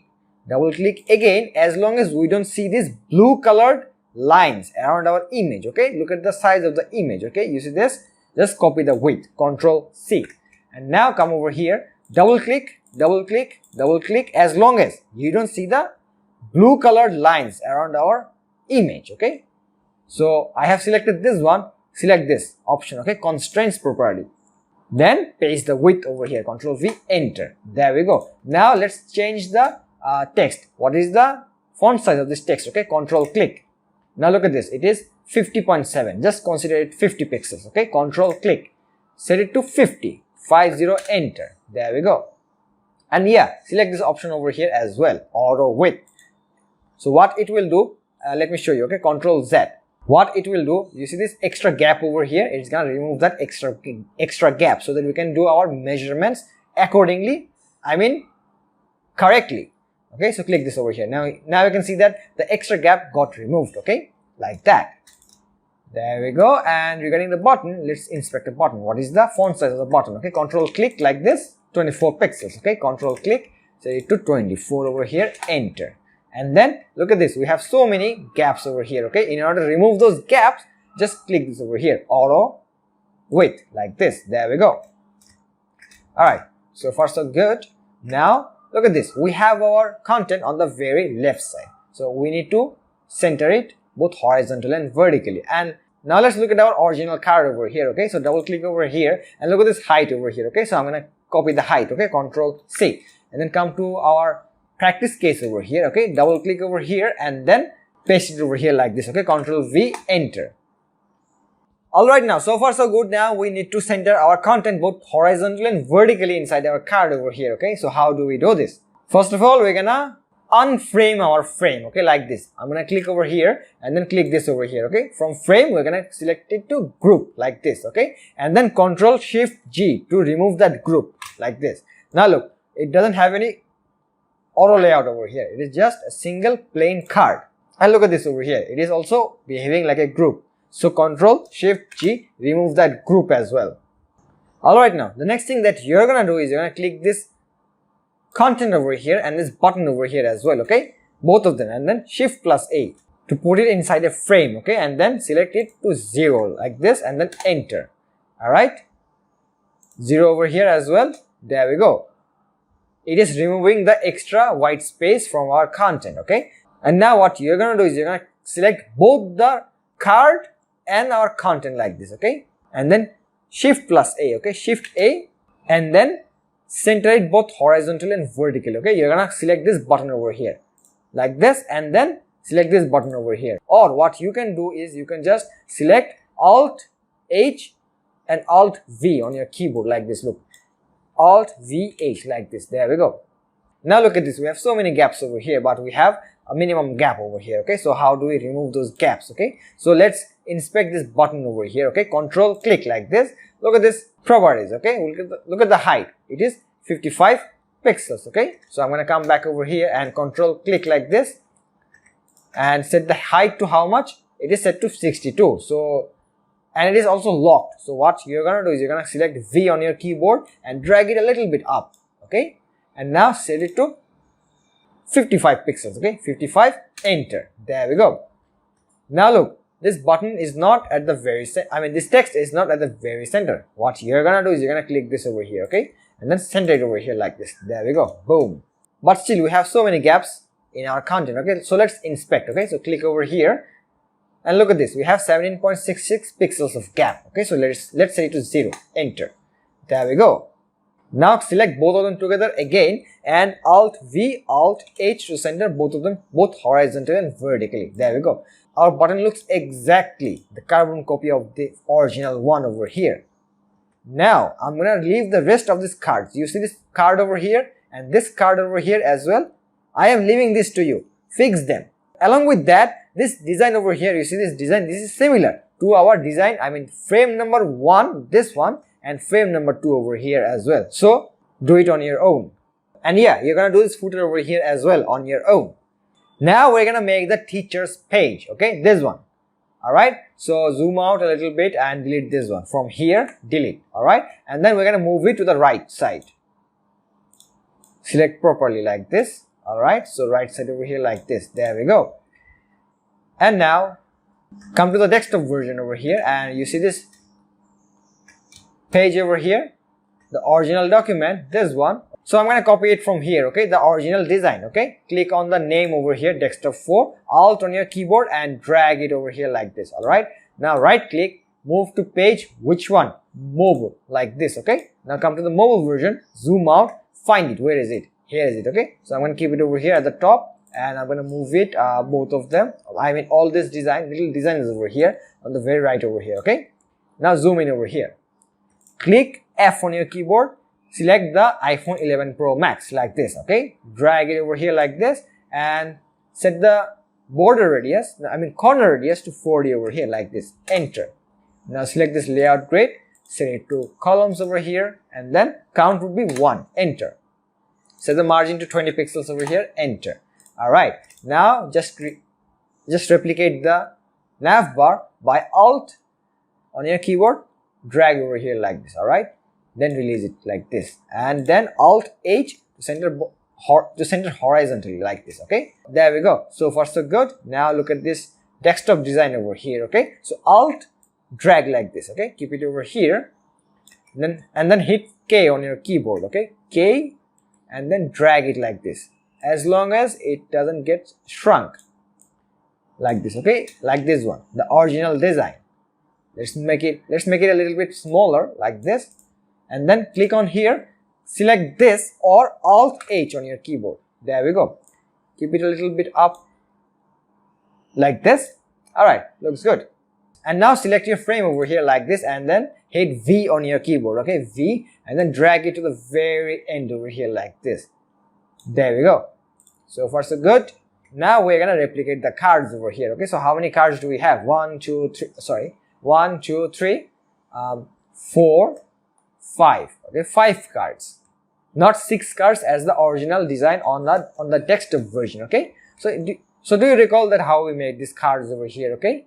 So what will we use over here? The same as this one over here. You see this design over here, we made this the same as this one. We're gonna use the auto layout.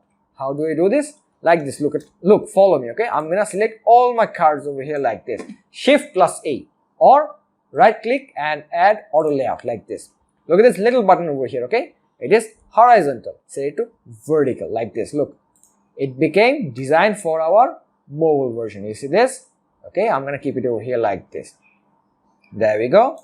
Alright, and then I'm gonna resize it by hitting K on my keyboard and resizing like this, as long as you see this one, as long as this line doesn't align with our layout grid, okay, like this. There we go, boom. And I'm gonna keep it over here like this. And regarding this cards over here, same thing, follow the same thing, okay. Select all of them together and then Shift plus A, and then click this over here like this. Alright, now keep it over here like this, and then resize it like this, okay. K on your keyboard and then resize like this. Actually it is very big, so I'm gonna keep it over here like this. Now what you're gonna do is, do you remember how I resized this first frame over here, okay, on our offered courses section? This one, do you remember how I resized this card according to the original design? You're gonna do the same thing over here, okay. You're gonna first of all resize this card, and then this two, and then you're gonna resize these 2 cards over here. And by the way, you don't need the last one, okay. So we can easily, we can delete this one, okay, like this, delete. We have 2 cards over here. Oh, by the way, we can also place it over here like this. There we go. Now what you're gonna do is, you're gonna resize these cards according to the original file over here, the original design over here. I showed you how to do it, right? Over here I showed you how to resize it according to the original design. So do it on your own. Do this section on your own, because I truly believe that you can do it. And regarding this footer over here, you don't have to recreate it again, because it is a component. This is the original component over here. Wait a minute. This is the original component over here, and this one, wait a second, this one is an instance of the original document, okay. So this is just an instance, okay. Just copy it from here, alt, and then drag over here like this. There we go.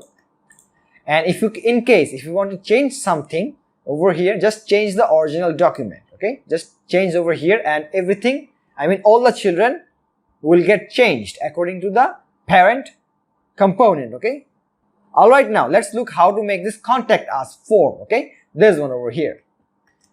So we're gonna create, we're gonna move this to the very right side like this, select all of them together and then drag to the right side like this.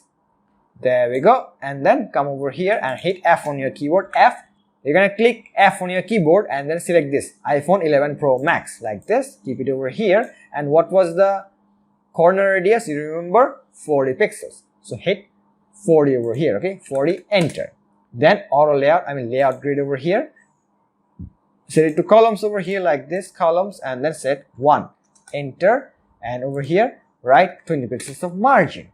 There we go. Just copy the navbar from here because we made it once. Alright, and then what you're gonna write is, what you're gonna click is this one, align horizontal centers. There we go, boom. Keep it at the top like this. There we go. Or you can just use your mouse and move it like this. There we go. Keep it over here and just copy this text from here, click and then drag like this. All right, and in order to take it, in order to keep it at the center, Alt H on your keyboard, Alt H. Move it a little bit up like this, and if you want accurate measurements, just select this and Alt on your keyboard and drag. Keep your mouse over here. It is 15 pixels. Okay, so I'm gonna click over here, keep my mouse over here like this. It is 30 pixels. Okay, so let's move it a little bit up. So how to do it? Click over here and then hold Shift on your keyboard and press up like this. 1, 2. Okay, now let's inspect. Click over here, Alt on your keyboard. Look, it is 10 pixels of gap. So click over here. 1, 2, 3, 4, 5. I pressed 5 times the arrow down button on my keyboard like that. Look at that. It is now accurate measurements. All right, now copy this line from here as well. Alt drag over here like this. Okay, then Alt H to center horizontally. Now keep it over here at the bottom of the get in touch text. All right, now how to recreate them? Do you remember where are our assets? It is over here on this assets page. All right, not this one. There's one over here. Wait a second. There's one. Okay, so I'm gonna select all of them together like this and then Alt drag like this.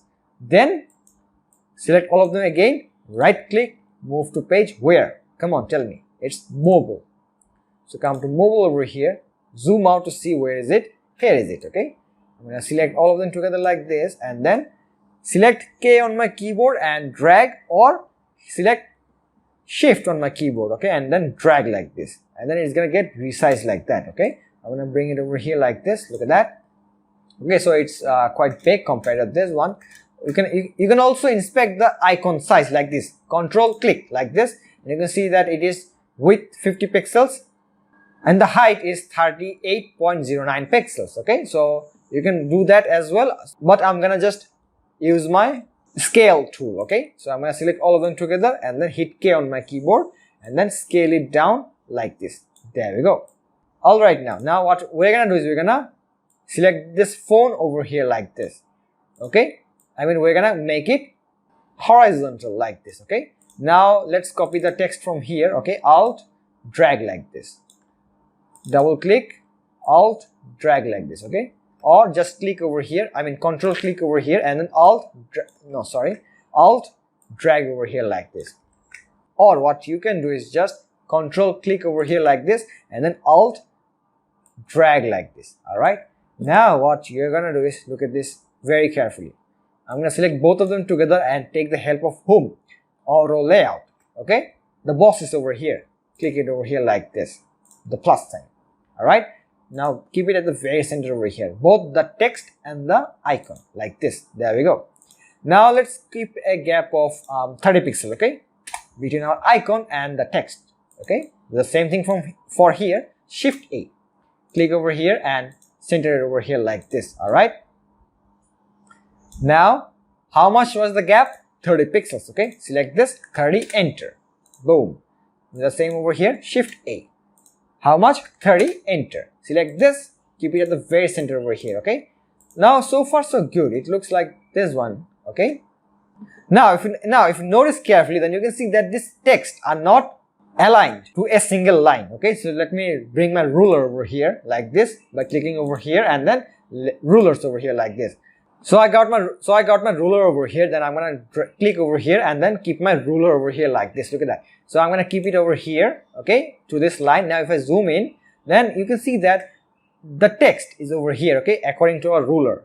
But this text doesn't align with our ruler over here. At the same time, this text doesn't align with our ruler over here. That's because the width of this icon and the width of this icon is not the same. So in this cases, what you're gonna do is you're gonna just remove that auto layout. How to remove the auto layout? Okay, click over here and select this group.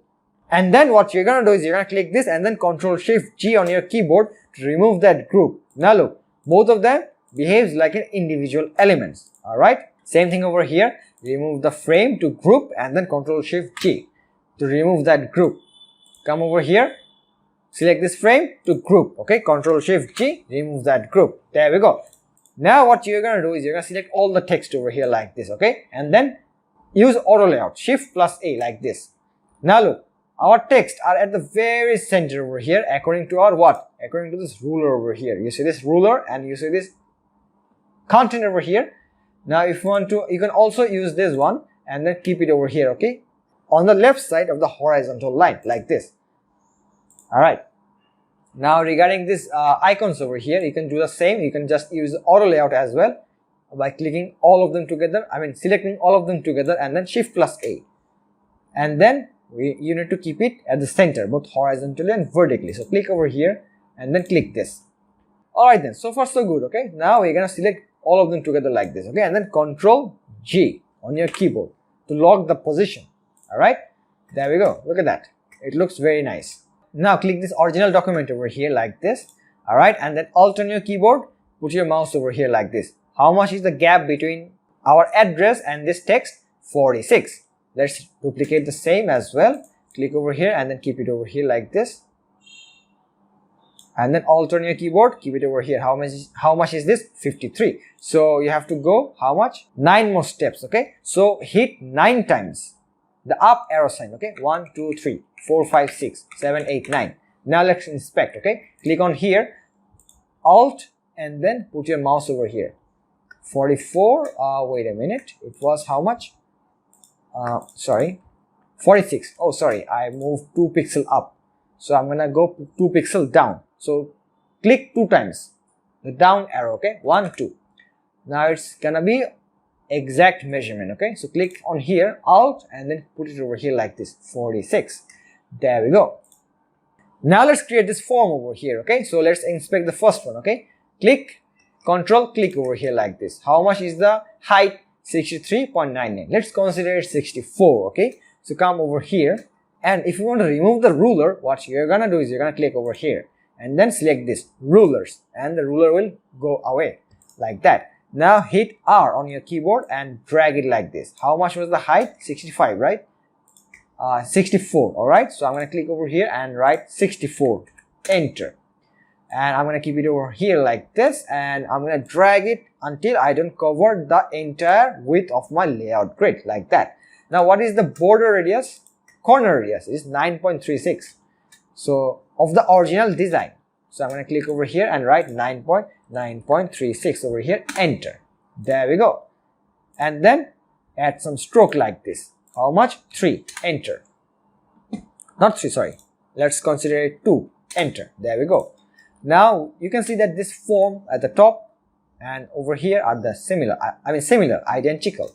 So what you're gonna do is you're gonna Alt on your keyboard and drag over here like this, alright? And regarding this one, the same over here as well. Drag it over here like this and then drag like this. There we go. Boom. And listen, let's remove our auto layout, the layout grid from here by selecting this, or you can also remove it permanently. But don't do that, okay? Just select this one and it's gonna get removed, the auto layout. So come at the bottom over here. You see this forms over here. Select this and remove the fill. And it's gonna get white, just like our original document over here, okay? Do the same for this one and do the same for this one as well. Now I'm leaving the rest of the work to you. What you're gonna do is you're gonna place this text. You see this text over here? This text, and the button on our practice case over here, okay? I believe that you can do it. Alright now, do you remember our last frame over here? This is the same as this one. Wait a minute. This one, this frame, the contact us frame, and this one, okay? The first frame over here, okay? The process is the same. You have to do it on your own. I'm leaving this to you.